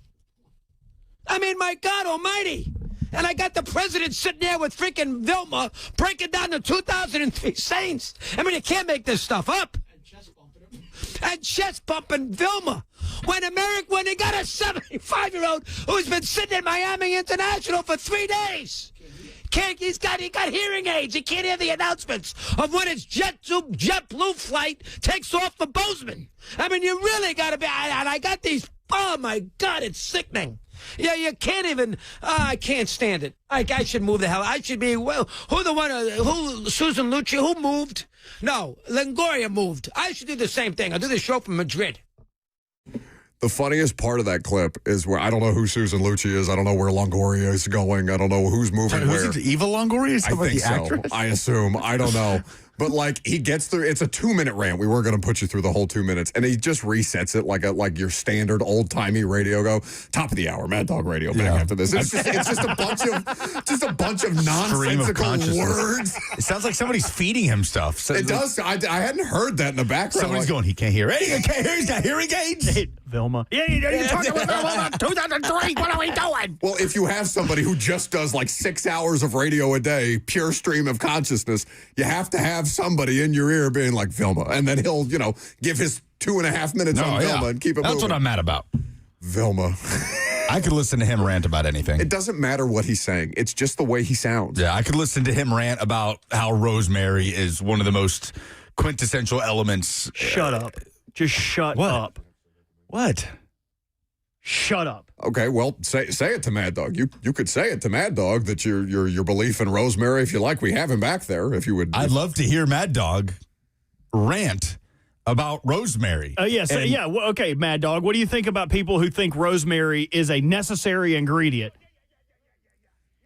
Yeah, I agree. That's Bruce Drennan. Oh, okay, Bruce Drennan. That's the wrong gas bag. Also, Bruce Drennan. That's the only ones that are still in here. We have not dusted off Bruce Drennan in so long. It makes me happy. That's one of the original sounds on this show. Robert famously hates Rosemary. No, I hate people who think that it's important. It is not. It is a side character. It's a castaway. It sucks on Christmas. You don't need Rosemary. Rosemary doesn't make anything better than it already was. Stop talking about it. First of all, I appreciate socks on Christmas. Socks are a thing that I feel like I'm constantly losing and never buy for myself. As I get older, absolutely. Agreed. So, your argument is wrong there, and we don't have time for this. I mean, we literally do have time. We do have time for this. Plenty of time. I gave us an extra 5 minutes. Nobody wants these damn Titans tickets. We finally got a call, thank God. Bibbity boppity on the FM That's Bank not chat. real. Why would you read that?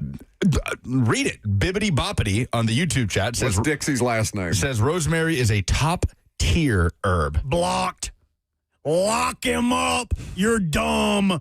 Top 10 herb. Top tier. Not even top 10, top tier. It would be. This is not Friday Fire related, but speaking of locking people up, we have not got to that L'Jarius Sneed thing at some point. The indictment? No, you didn't see the latest reporting from the Associated Press. No. They have the video. He's the getaway driver. The video did Allegedly. not come out, though, which stinks. The AP has the video. The lawyer for the victims, the alleged victims, gave the AP the video. The AP wrote an article describing the video in which L'Jarius Sneed, on crutches, is driving the Lamborghini in which shots emanated from. So we will cover that ground at some point. My Friday Fire is Jameis Winston. No. Mike Kafka gets the interim gig for the New York Giants, and his first order of business is starting Jameis Winston at quarterback as Jackson Dart is still in concussion protocol. But Jameis stepped up to the podium for the Giants and, as he always does, delivered when speaking with the media this week. I want fans to know that I'm going to do my best. You know, obviously I'm going to have fun, but I'm going to execute, have a surgical execution, and just play ball, man. Like, this is something I've been doing since I've been 4 years old. Now I just get to do it in the greatest city in the world. I'm going to be saying it with my son. It's the greatest city in the world. Yeah, that's a Hamilton reference if y'all don't know. Yeah, 10-year reunion. I love it, man. It's so good. There is nobody more purely entertaining and childlike, no matter what age he is, than Jameis Winston. Just the joy for life that Jameis has, just to break out into song. He's a delight. That's Hamilton, for those who don't know. No way it's Hamilton. So good. Yeah, I don't know. I've seen Hamilton, and I don't, not in person. But that made me feel old, by the way. The 10-year reunion of Hamilton already. Yeah, that's crazy. But that was just so good from Jameis. Robert? Have you guys watched a ton of NBA this year at all? Yeah. I have watched a fair amount of basketball, yeah. On, I believe it was Tuesday or Wednesday, the 76ers and Celtics played, and NBC had Marv Alberts narrate and open for it. And if you haven't seen it, Awful Announcing put it out. It wasn't Awful Announcing. It was incredible. I love his voice. I love the way his voice makes me feel. They made basketball feel very cool at this time of the year where it's hard to sell that ticket. But someone who wrote this script slipped something in here, and I don't think Marv noticed it. I don't think anyone else would have noticed it, but I noticed it. Are you guys familiar with the guy? His name escapes me now. Who's the cat on the Celtics? With Jaylen Brown. Jaylen Brown. Are you guys familiar with Jaylen Brown and his extracurriculars with his hair that are going on this season? He's basically wearing black paint on his head. He is using enhancement to make his hairline look a little fuller, and when he is hitting people, he is leaving that enhancement on the white of their jersey. It's very apparent. It's happened thrice this season so far. In the Marv Albert Open, he says this. Oh, hold on. Dadgummit. I didn't have my pot up. Hold on. Computer's buffering. Yeah. Oh, yeah, that's what it is. Computer's froze. Yeah, classic producer lie. Here, I'll fix all of it in post. Here is what Marv Albert had to say in his Open. For Rookie of the Year. Meanwhile, Jaylen Brown is trying to make his mark as the newest leader in the storied past of the Celtics. Trying to make his mark. Oh. He is trying to, I wish he would have said leave his mark. He is trying to leave his mark. He's literally left marks on people's jerseys. I don't care. I loved the Open. I loved the pageantry of it. It gave it a big feel game.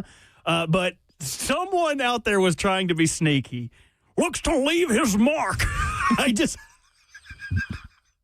Here, I'm going to play the beginning of it. You sounded like Sean Connery there. Looks to no, that wasn't. Sean is a little deeper. Like, damn you, Trebek. Looks to leave his mark. Oh, that's pretty good. Here, just listen to the beginning of this. It's just so good. Oh, daggum buffering. Daggum buffering, always buffering over here. Hold on now. You know, Brett Kern asked me recently about our how hopefully the ratings aren't suffering because the football is bad and we're just wading our way through these things. And I said the three of you have been carrying us all season long because God knows if you listen to this show for 5 minutes, it's not the three of us. Oh, I thought you meant me, Lucas, and Brett. Play the clip. That's how I take it.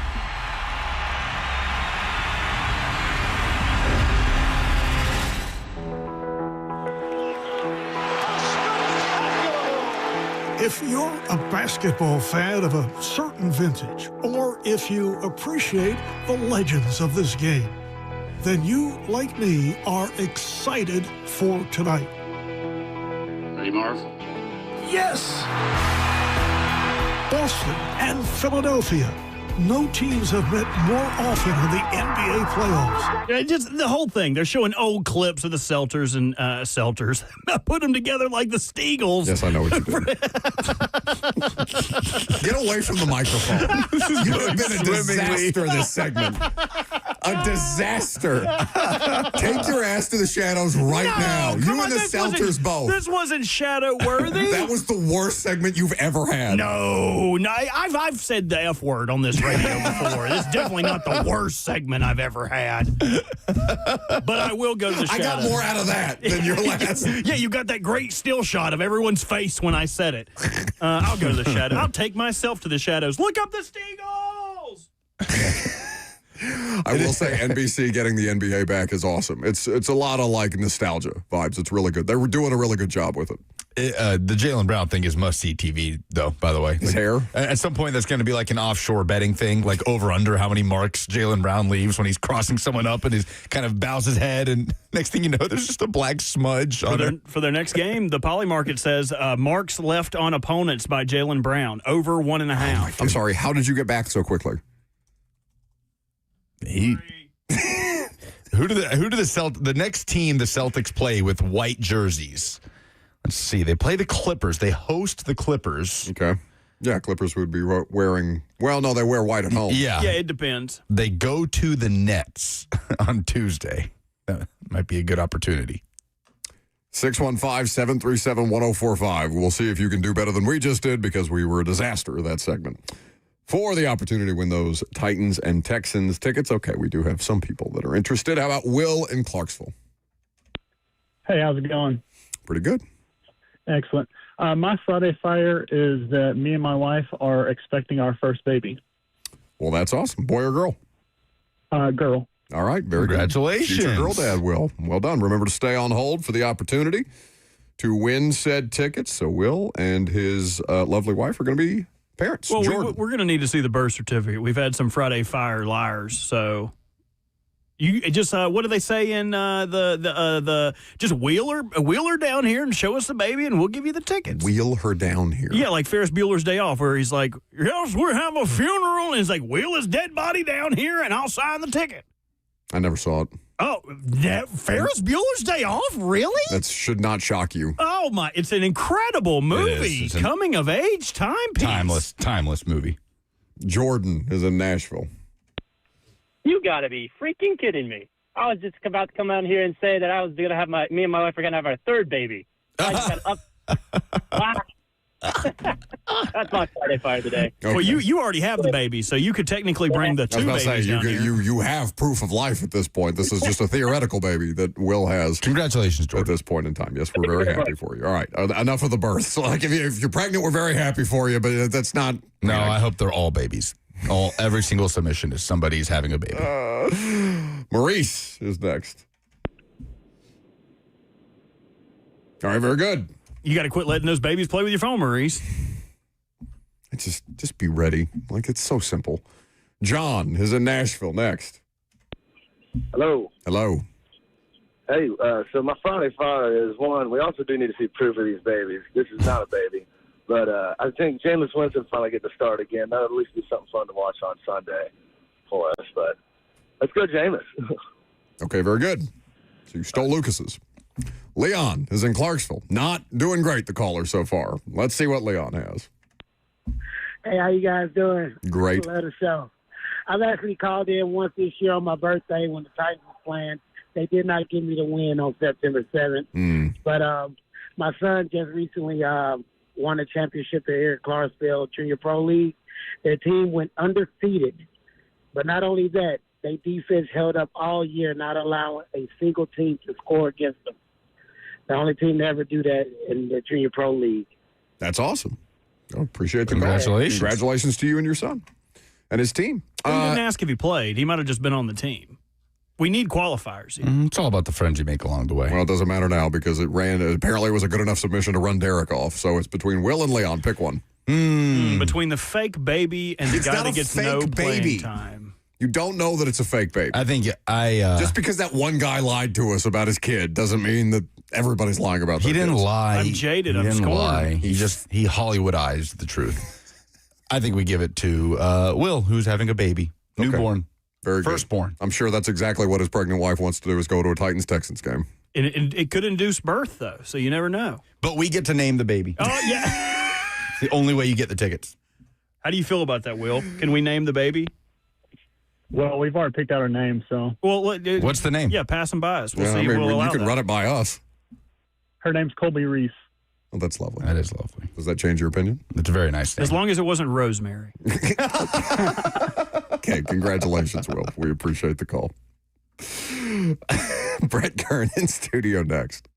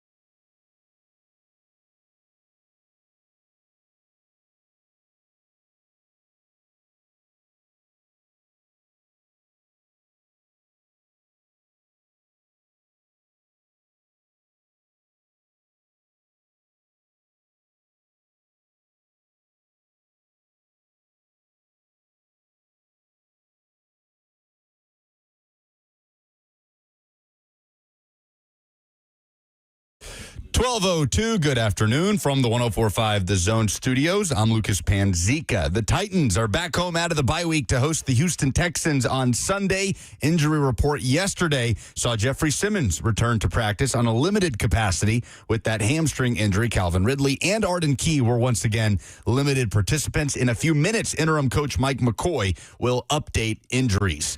Titans kickoff is at noon with Taylor Zarzour and Coach Dave McGinnis on Titans Radio. You can hear it right here on The Zone. League Company countdown to kickoff starts at 9. Titans countdown hits the air at 11. Tennessee football out of the bye week celebrates homecoming on Rocky Top. They host New Mexico State. 3:15 is the kick. You can hear the Vol Network coverage right here on The Zone. Vanderbilt is off on their bye week before the last 2 games of the regular season. For all your foundation repairs and waterproofing needs, visit USSTN.com. Breaking news at once on your home for the Titans and Vols. This is 104.5 The Zone.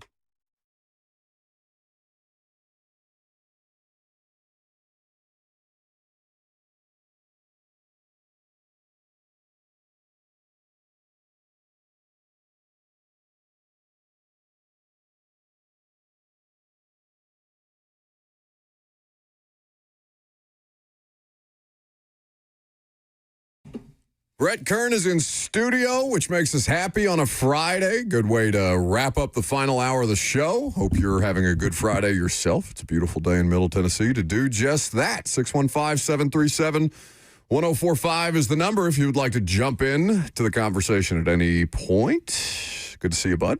Good to see you, too. Interesting, Matt Murphy bringing in a dessert a couple weeks after my wife makes pumpkin cake. Oh, that could be related. Which I was not a party to, but I heard the pumpkin bread was delightful. Yeah, there's none left. Yeah. It took all me to save you and Robert a slice because I went through a whole, pretty much a whole loaf. Well, you are a benevolent man. I also used some self-restraint. And I will pat myself on the back for sharing it with some people, and everybody was blown away. Yeah, so you took it home. No, I didn't. He brought you all a whole loaf of pumpkin bread? No, it was like it was what was left pieces. over from me. I didn't take it home. I shared it. I shared it with Blaine and Zach, and because when I came back to get a piece of like it, Holy the Communion, what are you were doing? Gone. Someone had licked it clean, but in a good. gift back to Brett, I made some great pork butt. Oh, it's so good. And if you'd like to purvey over my butt, I would bring it in there and let you have a taste. Yeah, I just got here early today to make sure all the stats that you gave me were good. So. Yeah, no problem. Hey, and you don't even. I'm not going to be here to usurp your stats today. Not a stat serper. So here to just take a backseat ride, buddy. It's all you. It was a lot, so I had to kind of spark note it. So appreciate it. A stat serper, Robert Walsh, famously. So there are. He had to be here. I very much was not. I was happy to not be here, other than I enjoy when Brett visits with us. There are a lot of good games. We'll get to the vast majority of these games, both college and pro, when we do the picks with Brett Kern, of which he is very much leading me by a considerable margin at this point in time, but that's all well and good. I do want to talk about last night's game because the Patriots are now 9-2. They own the NFL's best record. Brett, they are doing it with listen, when you are on a team that people don't necessarily view as the most talented, because I don't think anybody looked at this year's Patriots roster, and understanding they did a fair amount of work to flip that roster, and Drake May in year 2 was not something that you could necessarily account for, but you were excited about the idea. TreVeyon Henderson, now that he's officially getting the lion's share of the carries with Ramondre Stevenson missing time, the draft class has benefited them hugely. But like that was not, people had their suspicions about Will Campbell, for example, out at left tackle. The block he had on who's number 72 for the Jets, Robert? Who's that? Will McDonald? Is that who that is? It was a pass rush 72? Rep. Yeah, he wears 72 out there. He's a pass rush rep that ended up in a Will Campbell pancake block in one of the best blocks I've seen all year. It's Michael Clemens. It's definitely not Will McDonald. He's number 9. Either way. Well, Michael Clemens had to eat it last night, and Will Campbell has been good for them. So when you are working in a situation where maybe you're not the most talented team, but you have buy-in and you're prepared, how much of a benefit can that be to overcome some of the talent deficiencies that you might otherwise have? Yeah, I mean, you could tell, we were talking about last week, when Henderson had that long run and he's looking to the sidelines to see if he should go down or score. Should I and do that's this? Yeah, Crazy.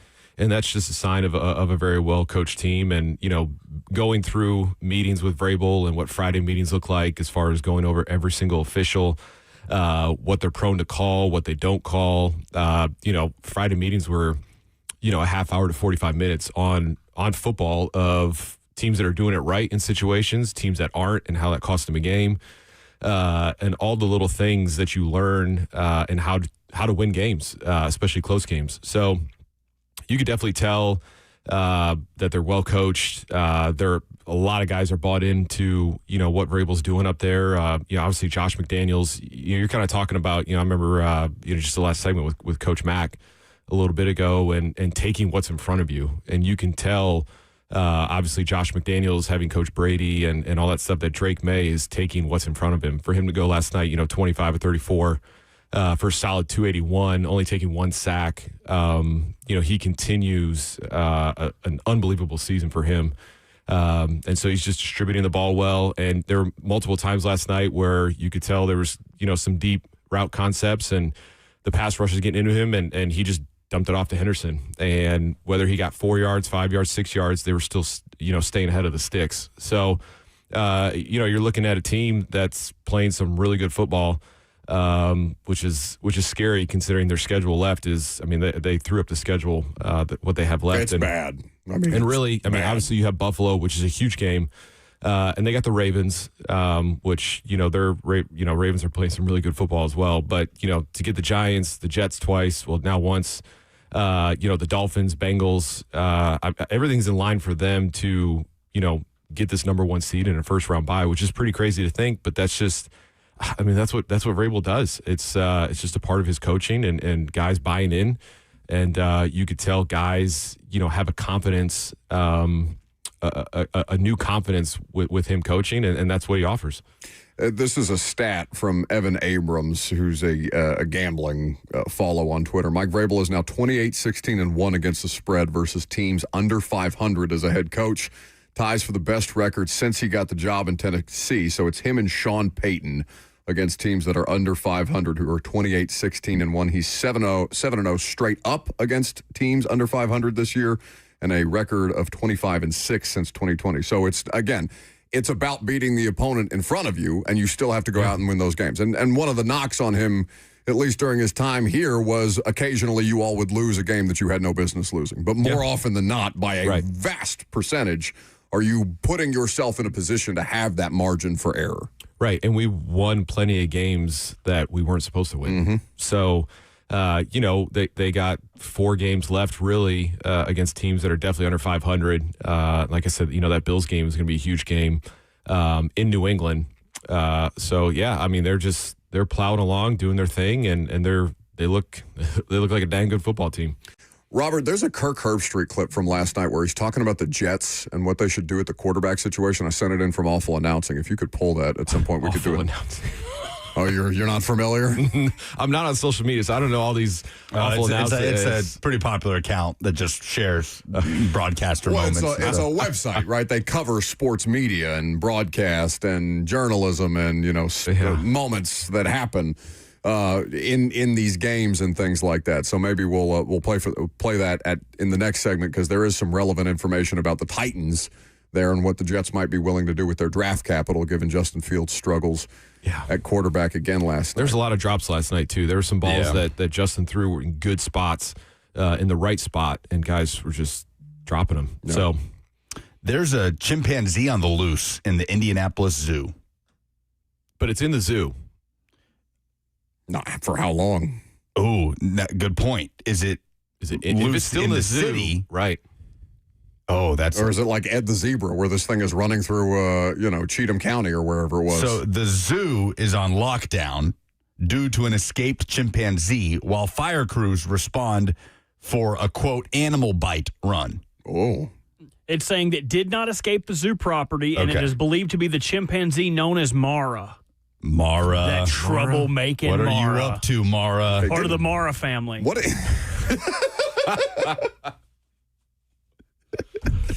Perhaps that will be the interim head coach for the. That's who fired Brian Dable. The New York Giants.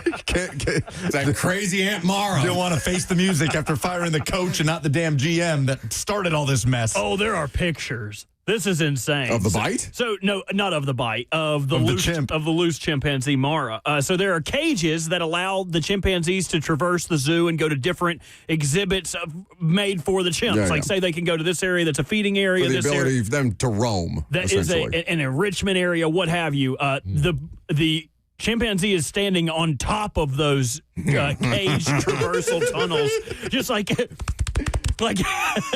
proud of himself. Oh, wait.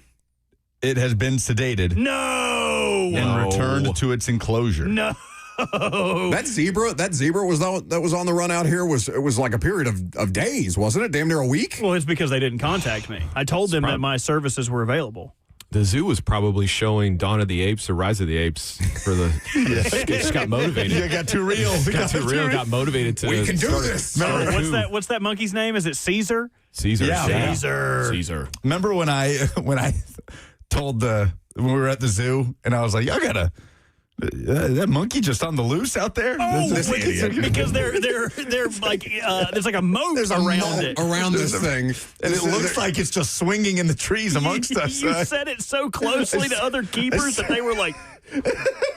He about started like an alarm, a 5-alarm fire, for lack of a better term, at the zoo because he just casually said, "Is that monkey on the loose?" I said, "Y'all have a monkey just swinging around among people?" They're like, "What?" We'll make football picks with Brett Kern next. I want a pet monkey.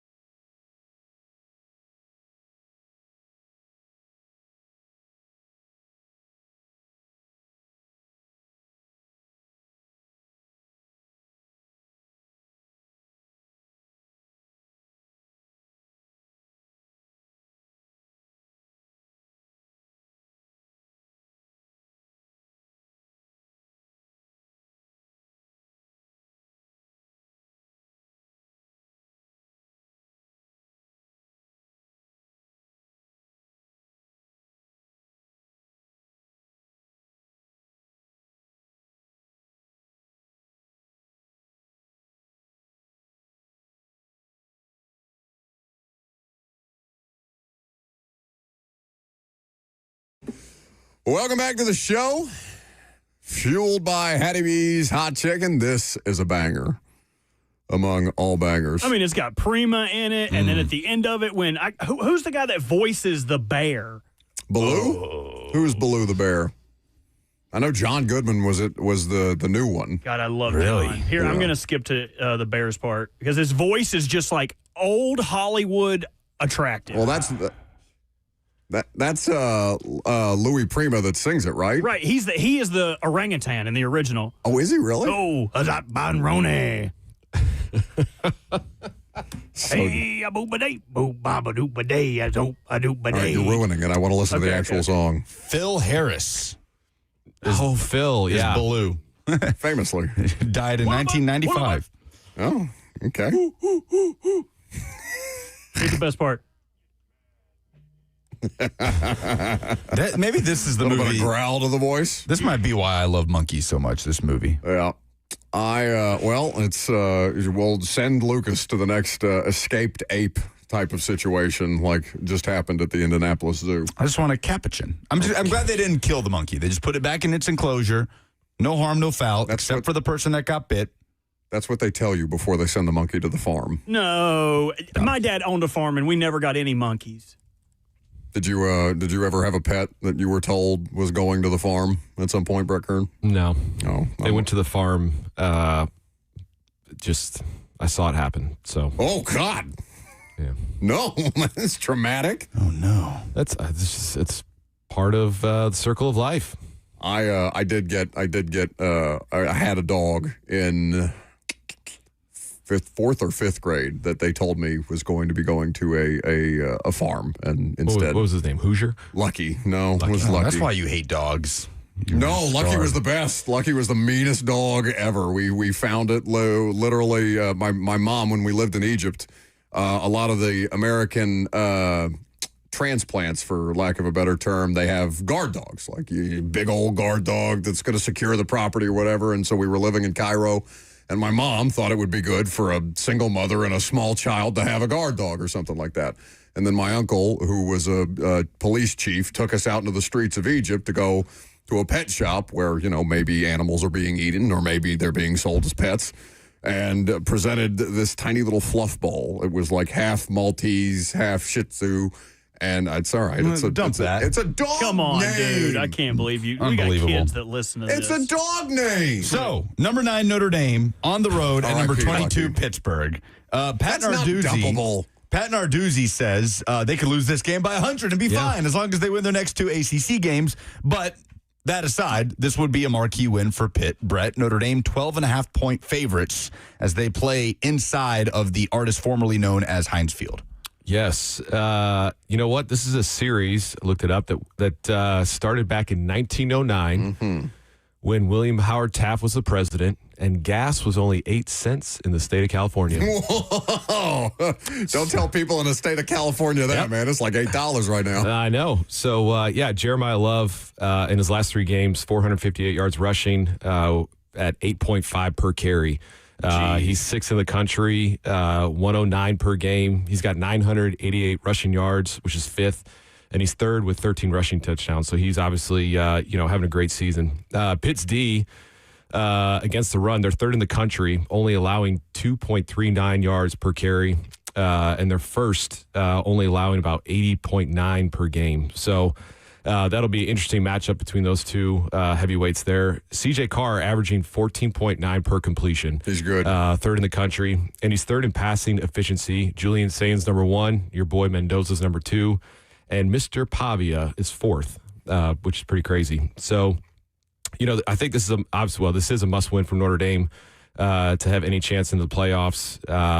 Like Narduzzi said, I'm kind of confused by those comments, but he's right. They finished with Tech and Miami, and if they win them, there's a really good chance they're going to the title game. But for some reason, I think Notre Dame needs this game more, and we've seen with some of these college games that the teams that need these games are coming out victorious. So 12.5's a lot, but I actually do think Notre Dame's going to cover it. I agree, and it's because Pat Narduzzi is telling you that Notre Dame needs it more. So it's a balanced offensive attack for Notre Dame. Not only do they have Jeremiah Love, but that's allowing C.J. Carr to play far more efficiently. 19 passing touchdowns on the year. They're averaging 271.7 a game as far as their passing game goes. So not only can they just ground you down, but they can beat you with the pass as well. Robert, do you concur? Yes. I took all stats. Oh, sorry, you gave me all these stats. My bad. He's feeding them.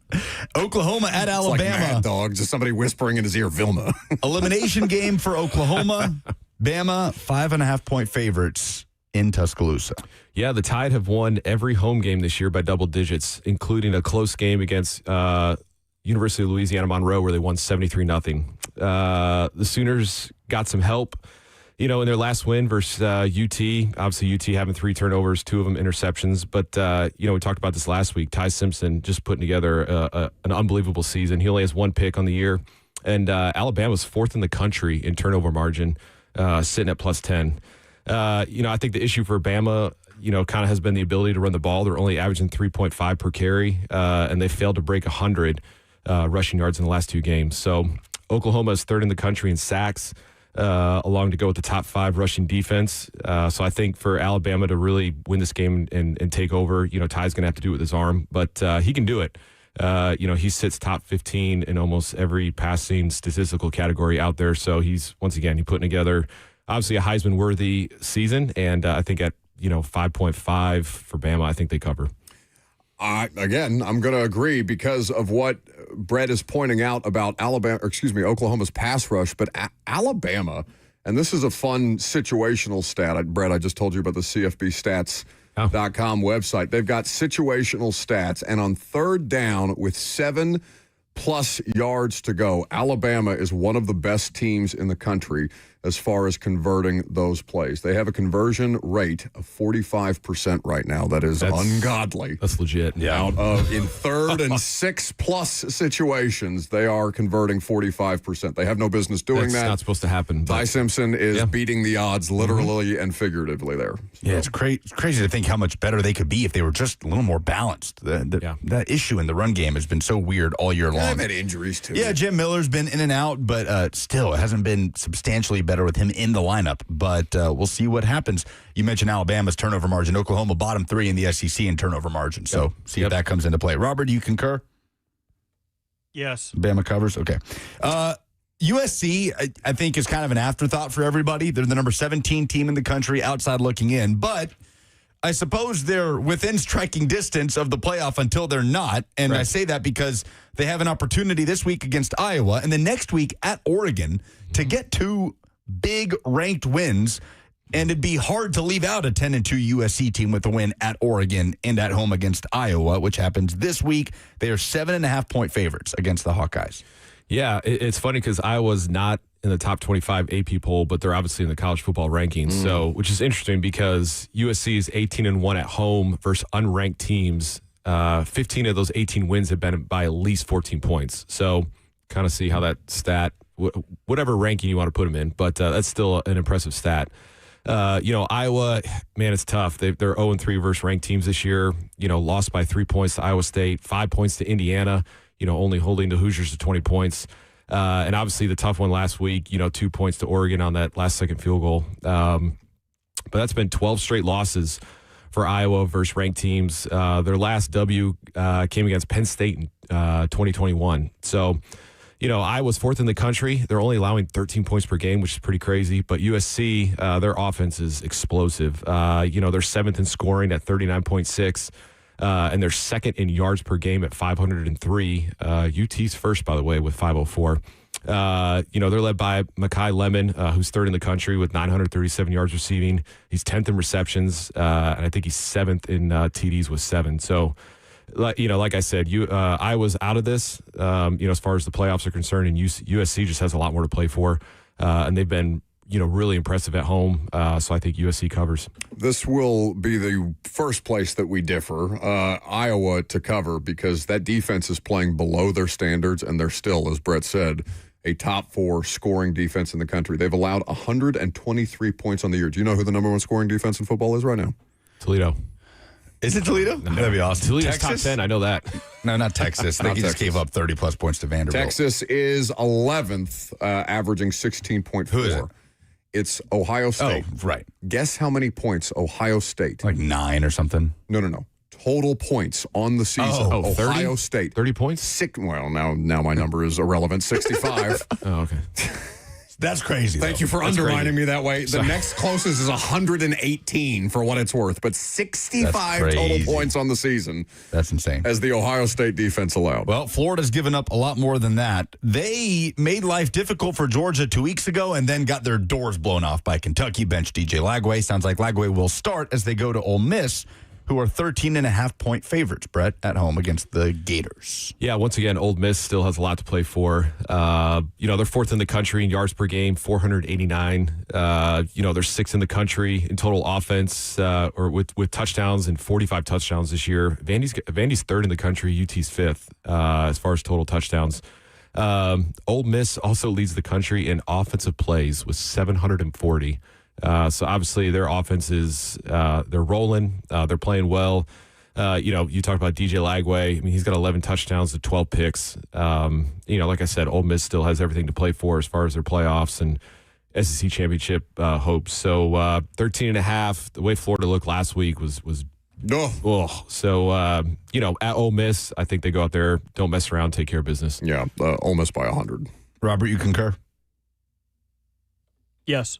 Texas heads to Georgia in a top 10 matchup, another elimination game for Texas. Most likely, maybe some things could happen, and there's a conversation where a 9-3 Texas with the win against Texas A&M could sneak in. Conversation for another day, as Georgia are 6.5-point favorites at home. Yeah, Georgia, they finally put together a pretty dominant win last week in Starkville. But Texas is the last two games, they've scored 79 points, and Arch has gone over 300 both games, obviously versus Vandy and Mississippi State. Who can pressure the other quarterback the most, I think, is a huge element to this game. Texas leads the country with 34 sacks. But Arch has shown, under pressure to make some mistakes and take some sacks. So really the matchup in this game, Ryan Niblett, we've talked about him before, leads the country 24.7 yards per punt return. He's second in return yardage at 420. He's already got 2 that he's taken back. But there is a man in Georgia, in Athens, with a great first name named Brett, last name Thorson. All right, we'll just call him Thor. Okay. Third in the country in net punting at 44 yards per punt. Georgia has only given up 22 punt return yards all year. Whoa. That might not mean anything. I just thought it was a really cool special team stat. Yeah. And we rarely talk special teams, so this is it. I think Thor, our man Thor from Australia. They always are. They are. They have a kicking punting factory over there that I think Ohio State only gets their punters and maybe kickers, but I know definitely punters. They only get them from this factory over in Australia. You guys should unionize American punters. This is true. They're taking our gerbs. Oh my God! I'm gonna have a punting ice out here before long. I'm gonna take Texas to cover. Georgia has allowed 11 touchdowns at home this year by opponents. It is tied for 41st nationally. That was surprising to me. Again, this is an uncharacteristic Georgia defense. It's a difficult place to play, but this is not a normal year for Georgia. I still think that they win outright, but I will take Texas plus the 6.5. Bucks at Bills as we move to the NFL. 2 6-3 teams. Bucks have been banged up all year on offense. Mike Evans is still sidelined. No Chris Godwin. No Bucky Irving in this game. Have the three of those wide receivers played a game together? I think at least one. Chris Godwin didn't play for the first 4 weeks of the season. That's what I'm saying. I don't think they have. I don't think Mike Evans, Ibuka, and Chris Godwin have played a single game together. It's like you guys in 21 with Julio and AJ and Derek. Yeah. And there was 60-something snaps total. Yep. Yeah, Mike Evans to revisit. Evans hasn't played since October 20th because he got hurt, came back, and then got re-injured. Collarbone, right? Yeah. No, I think he's clavicle. I think he's done for a considerable amount of time here. It's unfortunate. That streak of 1,000 yards is almost certainly going to come to an end this year. crazy streak. But Buffalo, without Dalton Kincaid, they are 5.5-point favorites at Highmark Stadium. Yeah, Orchard Park, going to get some beautiful Western New York weather. A few flurries, high of 40. Winds from the west at 15 to 25. That is a beautiful day up there. So, Buffalo, Cook coming off last week, 14 carries, 53 yards, season low. The question is really, can the Dolphins look more like that number 2 ranked offense, 384 yards per game, but most importantly, NFL leading 153 yards a game on the ground. The Bills' D has been solid against the pass, but they have been awful against the run. They're 30th in the league against the run, giving up 147 per game. But, the Bucs are bottom of the half of the league, only averaging 100 per game. So, the common thread for the Bills is in their 3 losses, Josh Allen has 2 turnovers in each game. In their 6 wins, he has 1 turnover total. So, the weather, not great, might make it a one-dimensional game. Who can run it better? Who can stop it better? I think Buffalo coming off that loss last week at Miami, they're going to be pretty upset. So I got the Bills to cover. Yeah, especially in the elements like that. That's just not a thing that teams from the South are equipped to play in. No, it's not great. Not at all. And Tampa is a tougher team than, for example, Miami going to play in Kansas City in the playoffs or something like that. But I would take just literally like watching a Ferrari spin out in the snow, Miami going to Kansas City. I would take the Bills to cover as well. A lot of great games this weekend. Seahawks at Rams, 2 7-2 teams. Huge game at the top of the NFC West. LA 3.5-point home favorites. Yeah, I mean, you talk about teams that kind of mirror each other statistically. Rams D is second in points per game, only allowing 17, while the Seahawks are fifth, only allowing 19.1. Seattle's offense is third in points per game, 30.6 a game. The Rams are fifth at 27.9. Both teams use the dual back system. Seattle, with Kenneth Walker and Zach, I'll have a glass of Chardonnay, and they average 114 to LA's. Don't look. You know what? No. No. Don't look at me when you make a joke like that. Get out of here. Kyren Williams and Blake Corin. So they're averaging 113 a game.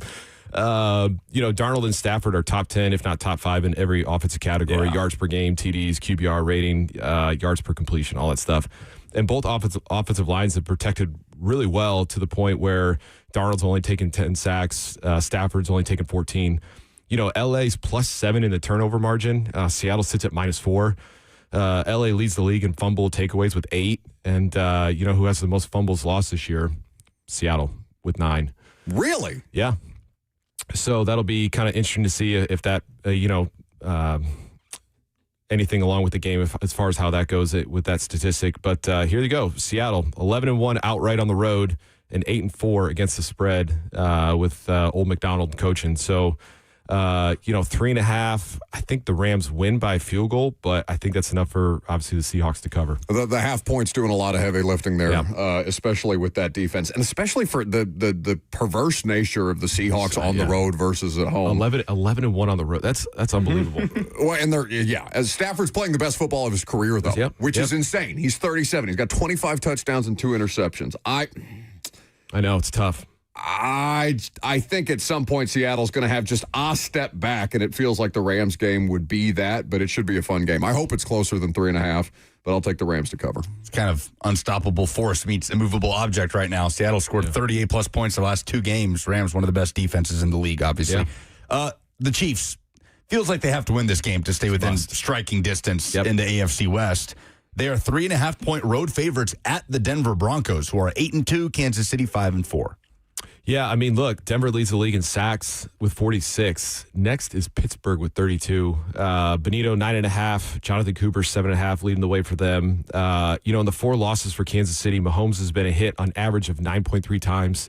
The highest was against the Bills, getting hit 15 times.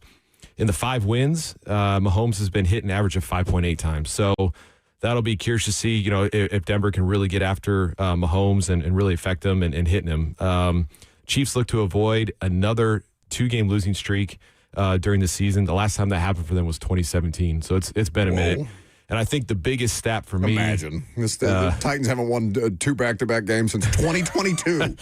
Well, I think the biggest stat for me is Andy Reid after the bye, 22-4. He was 13-1 with the Eagles, 9-3 with the Chiefs, but he's 9-1 with Mahomes as his quarterback coming off the bye. So I think this is a big, statement game for the Chiefs. 3.5 on the road. Broncos the record is their record. It looks shaky at times, but I like the Chiefs to cover. Broncos straight up. Robert, you concur? No. Lions at Eagles. Philly, 2.5-point favorites at home. Defense is playing at an elite level. Offense is kind of sputtering right now for Philly. Meanwhile, the Lions are coming off a 44-point performance where Dan Campbell took over play calling. Yeah, you could talk about Jared Goff here. He's first in the NFL in completion percentage at 74%, second in rating at 117, and he's second behind Stafford, with 20 touchdowns. And to go along with what Goff can do through the air, they're sixth in the rushing offense, 136 yards per game. They sit ninth at 4.7 per carry. Gibbs is third with eight touchdowns. And between Gibbs and Montgomery, they have 56 first downs together, which is too short of Jonathan Taylor on his own, which is pretty crazy. But, Lions are second in scoring behind the Colts, averaging 31.4. But under Dan Campbell, the Eagles are the only NFC team that he has not beaten. The addition of Jalen Phillips and I think Nolan Smith's coming back. The Eagles dialed up 21 pressures on Love, and we kind of saw what that looked like on Monday Night Football against the Packers. And Jared Goff this year, he's only completed 50% of his passes with a TD and 2 picks when facing pressure. When he's not facing pressure, he's 83%, 16 touchdowns and 1 pick. So I'll be kind of curious to see how the Eagles dial it up on defense to bring it, maybe not bring it. But, the Eagles' offense is a little concerning. Obviously, A.J. Brown's coming out saying what he's saying, which he kind of apologize for nothing.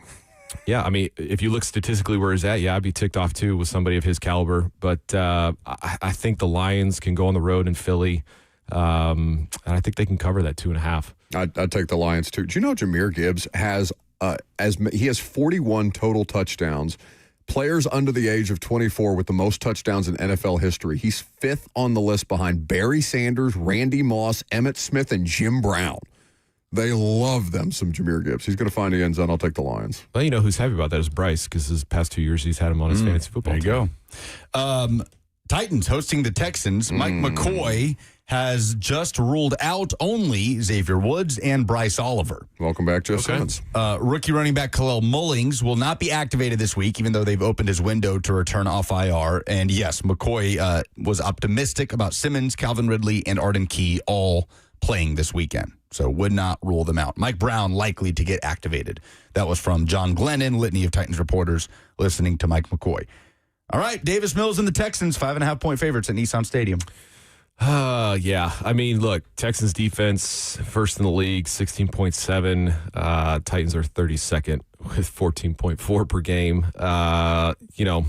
7 teams since 1967 have been shut out twice by the same team in a season.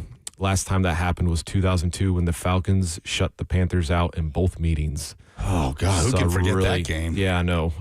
Crazy. But shut up. Davis Mills last week, 27-45 for 292. Nico Collins and Schultz getting 26 targets, completing 14 of those for 189.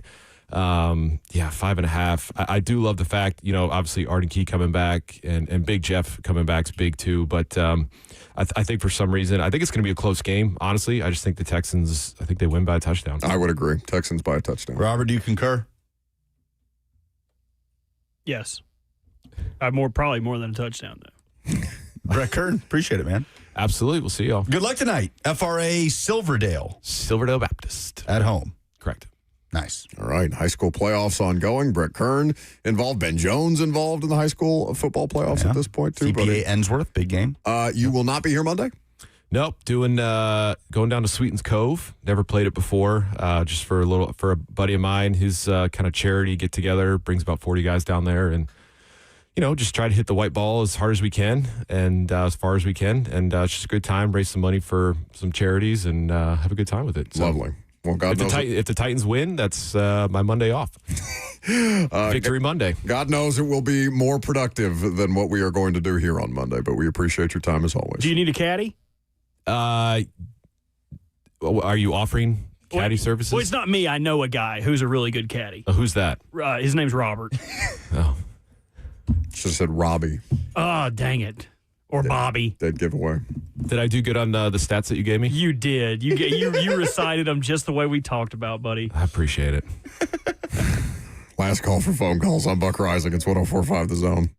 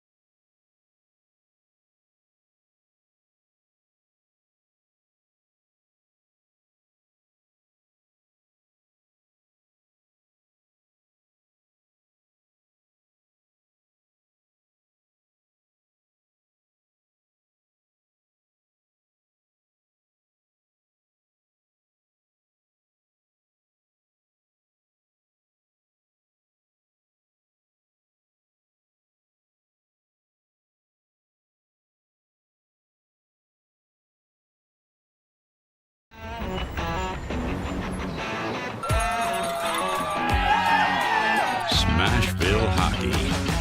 Around here, it can sound like a language of its own.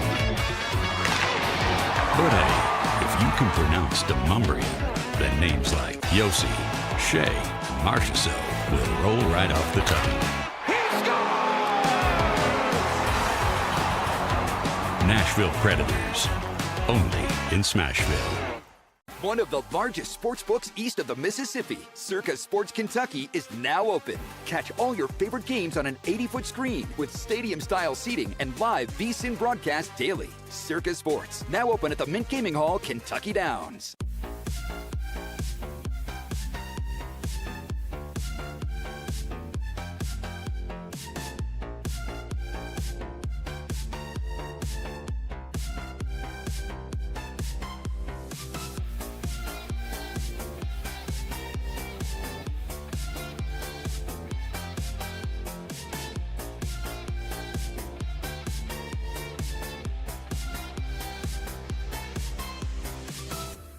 My dad and I used to golf together all the time, but when he hurt his back, it was over.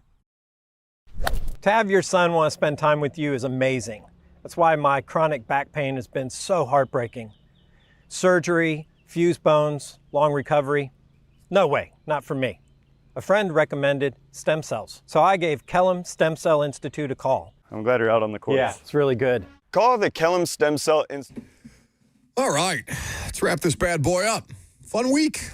If you missed any of the show, we have gotten back doing the Best Of podcast. Yes, Robert, well done by you for putting that together. It's if you don't want to suffer through all 3 hours of this nonsense on a daily basis, there is a regular Best Of podcast that Robert posts, Friday afternoon, Saturday morning? Yeah, if I feel like it. Okay, more often than not, it's available. We do quickly need to touch on some actual news because the L'Jarius Sneed legal situation, has been back in the news. Paul Kaharski earlier this week reported, Tuesday or Wednesday, that L'Jarius Sneed was indicted for failure to report in Dallas County. And then last night, Lucas, you have not heard this update, but Robert and I had it on prime time. This is according to the Associated Press. Surveillance video shows Titans cornerback L'Jarius Sneed driving a Lamborghini at a suburban Dallas dealership and nearby gas station minutes before two men alleged that shots were fired at them from that vehicle last December. Now, the video is not attached in the article, and ESPN sent out a push notification of the AP's reporting. But the reporting goes on to say Sneed indicted Tuesday by a Dallas County grand jury on a misdemeanor charge of failing to report felony aggravated assault to law enforcement. The indictment does not include details of the alleged incident on December the 6th. In the video, Sneed can be seen getting out of the Lambo, then using crutches to walk past the men and upstairs into the dealership at 3:22 p.m.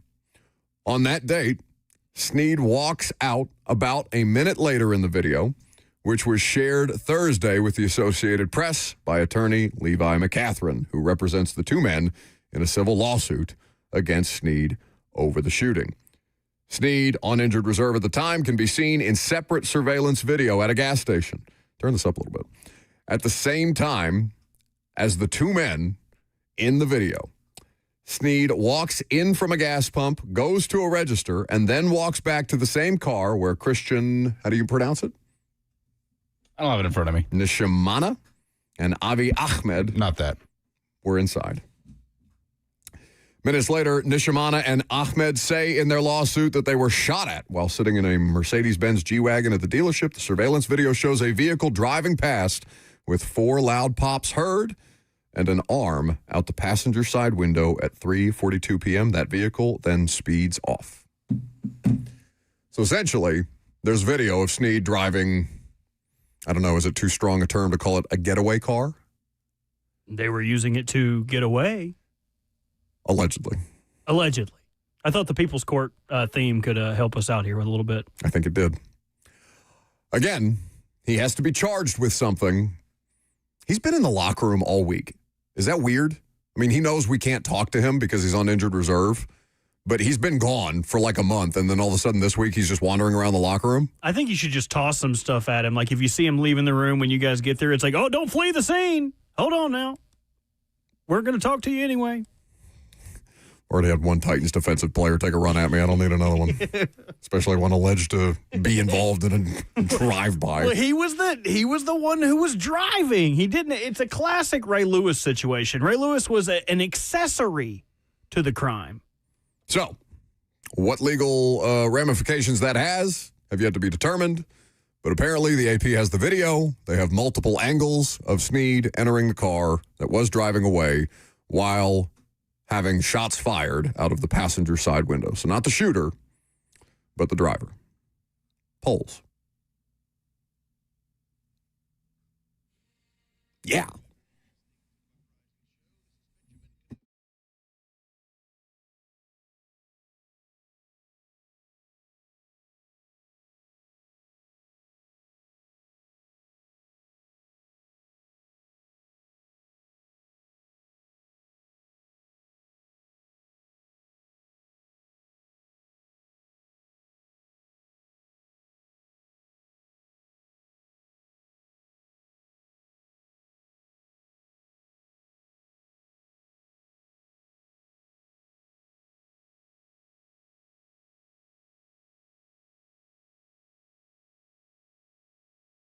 Oh, my God. Really? What? Turn your microphone on. So now you're just making stuff up. What are you looking at that's so distracting on your screen? What's on your screen? The chimp in Indianapolis. Presented by Two Rivers Ford, what is the album that defined your college experience? It has to be an album that came out while you were in college. What are you guys coming up with when I'm not here? What, the album defined your college experience? Literally your poll. Again, accountability not strong with this one. Bucket says Audioslave, the album by Audioslave called Audioslave. Great one. Karen says, ooh, Achtung Baby by U2. Whoa. Fantastic there. Gabe says Outcast, ATLians. Good choice. What's Good yours? choice. Life of Pablo by Kanye. I can't remember the album, but it was Avicii and the song was Levels. Oh, you can't remember it. Yeah, clearly it wasn't very impactful. The song was, and then he died, R.I.P. You're not curious what mine was? No. What was yours? I want Buck to ask. Are those the polls? Yeah. The What a Time to Be Alive Drake Future album. Dude, I've probably listened to that that's cover a good to album. cover. That's a good album. So many times with you're in a house with like way too many dudes, 17 dudes, half of them are shirtless. It's the summer. It's just like, I don't know. That was the album we were listening to. Oh, goodness. Those are the polls? Sure. The microphone's still off. Don't turn it on for him. That's going to do it for us today. If you're at Titans and Texans on Sunday, I suppose I'll see you there. If not, hope you're doing something fun with your day. Say bye. Say bye to them. Love you guys. See you Monday. Bye.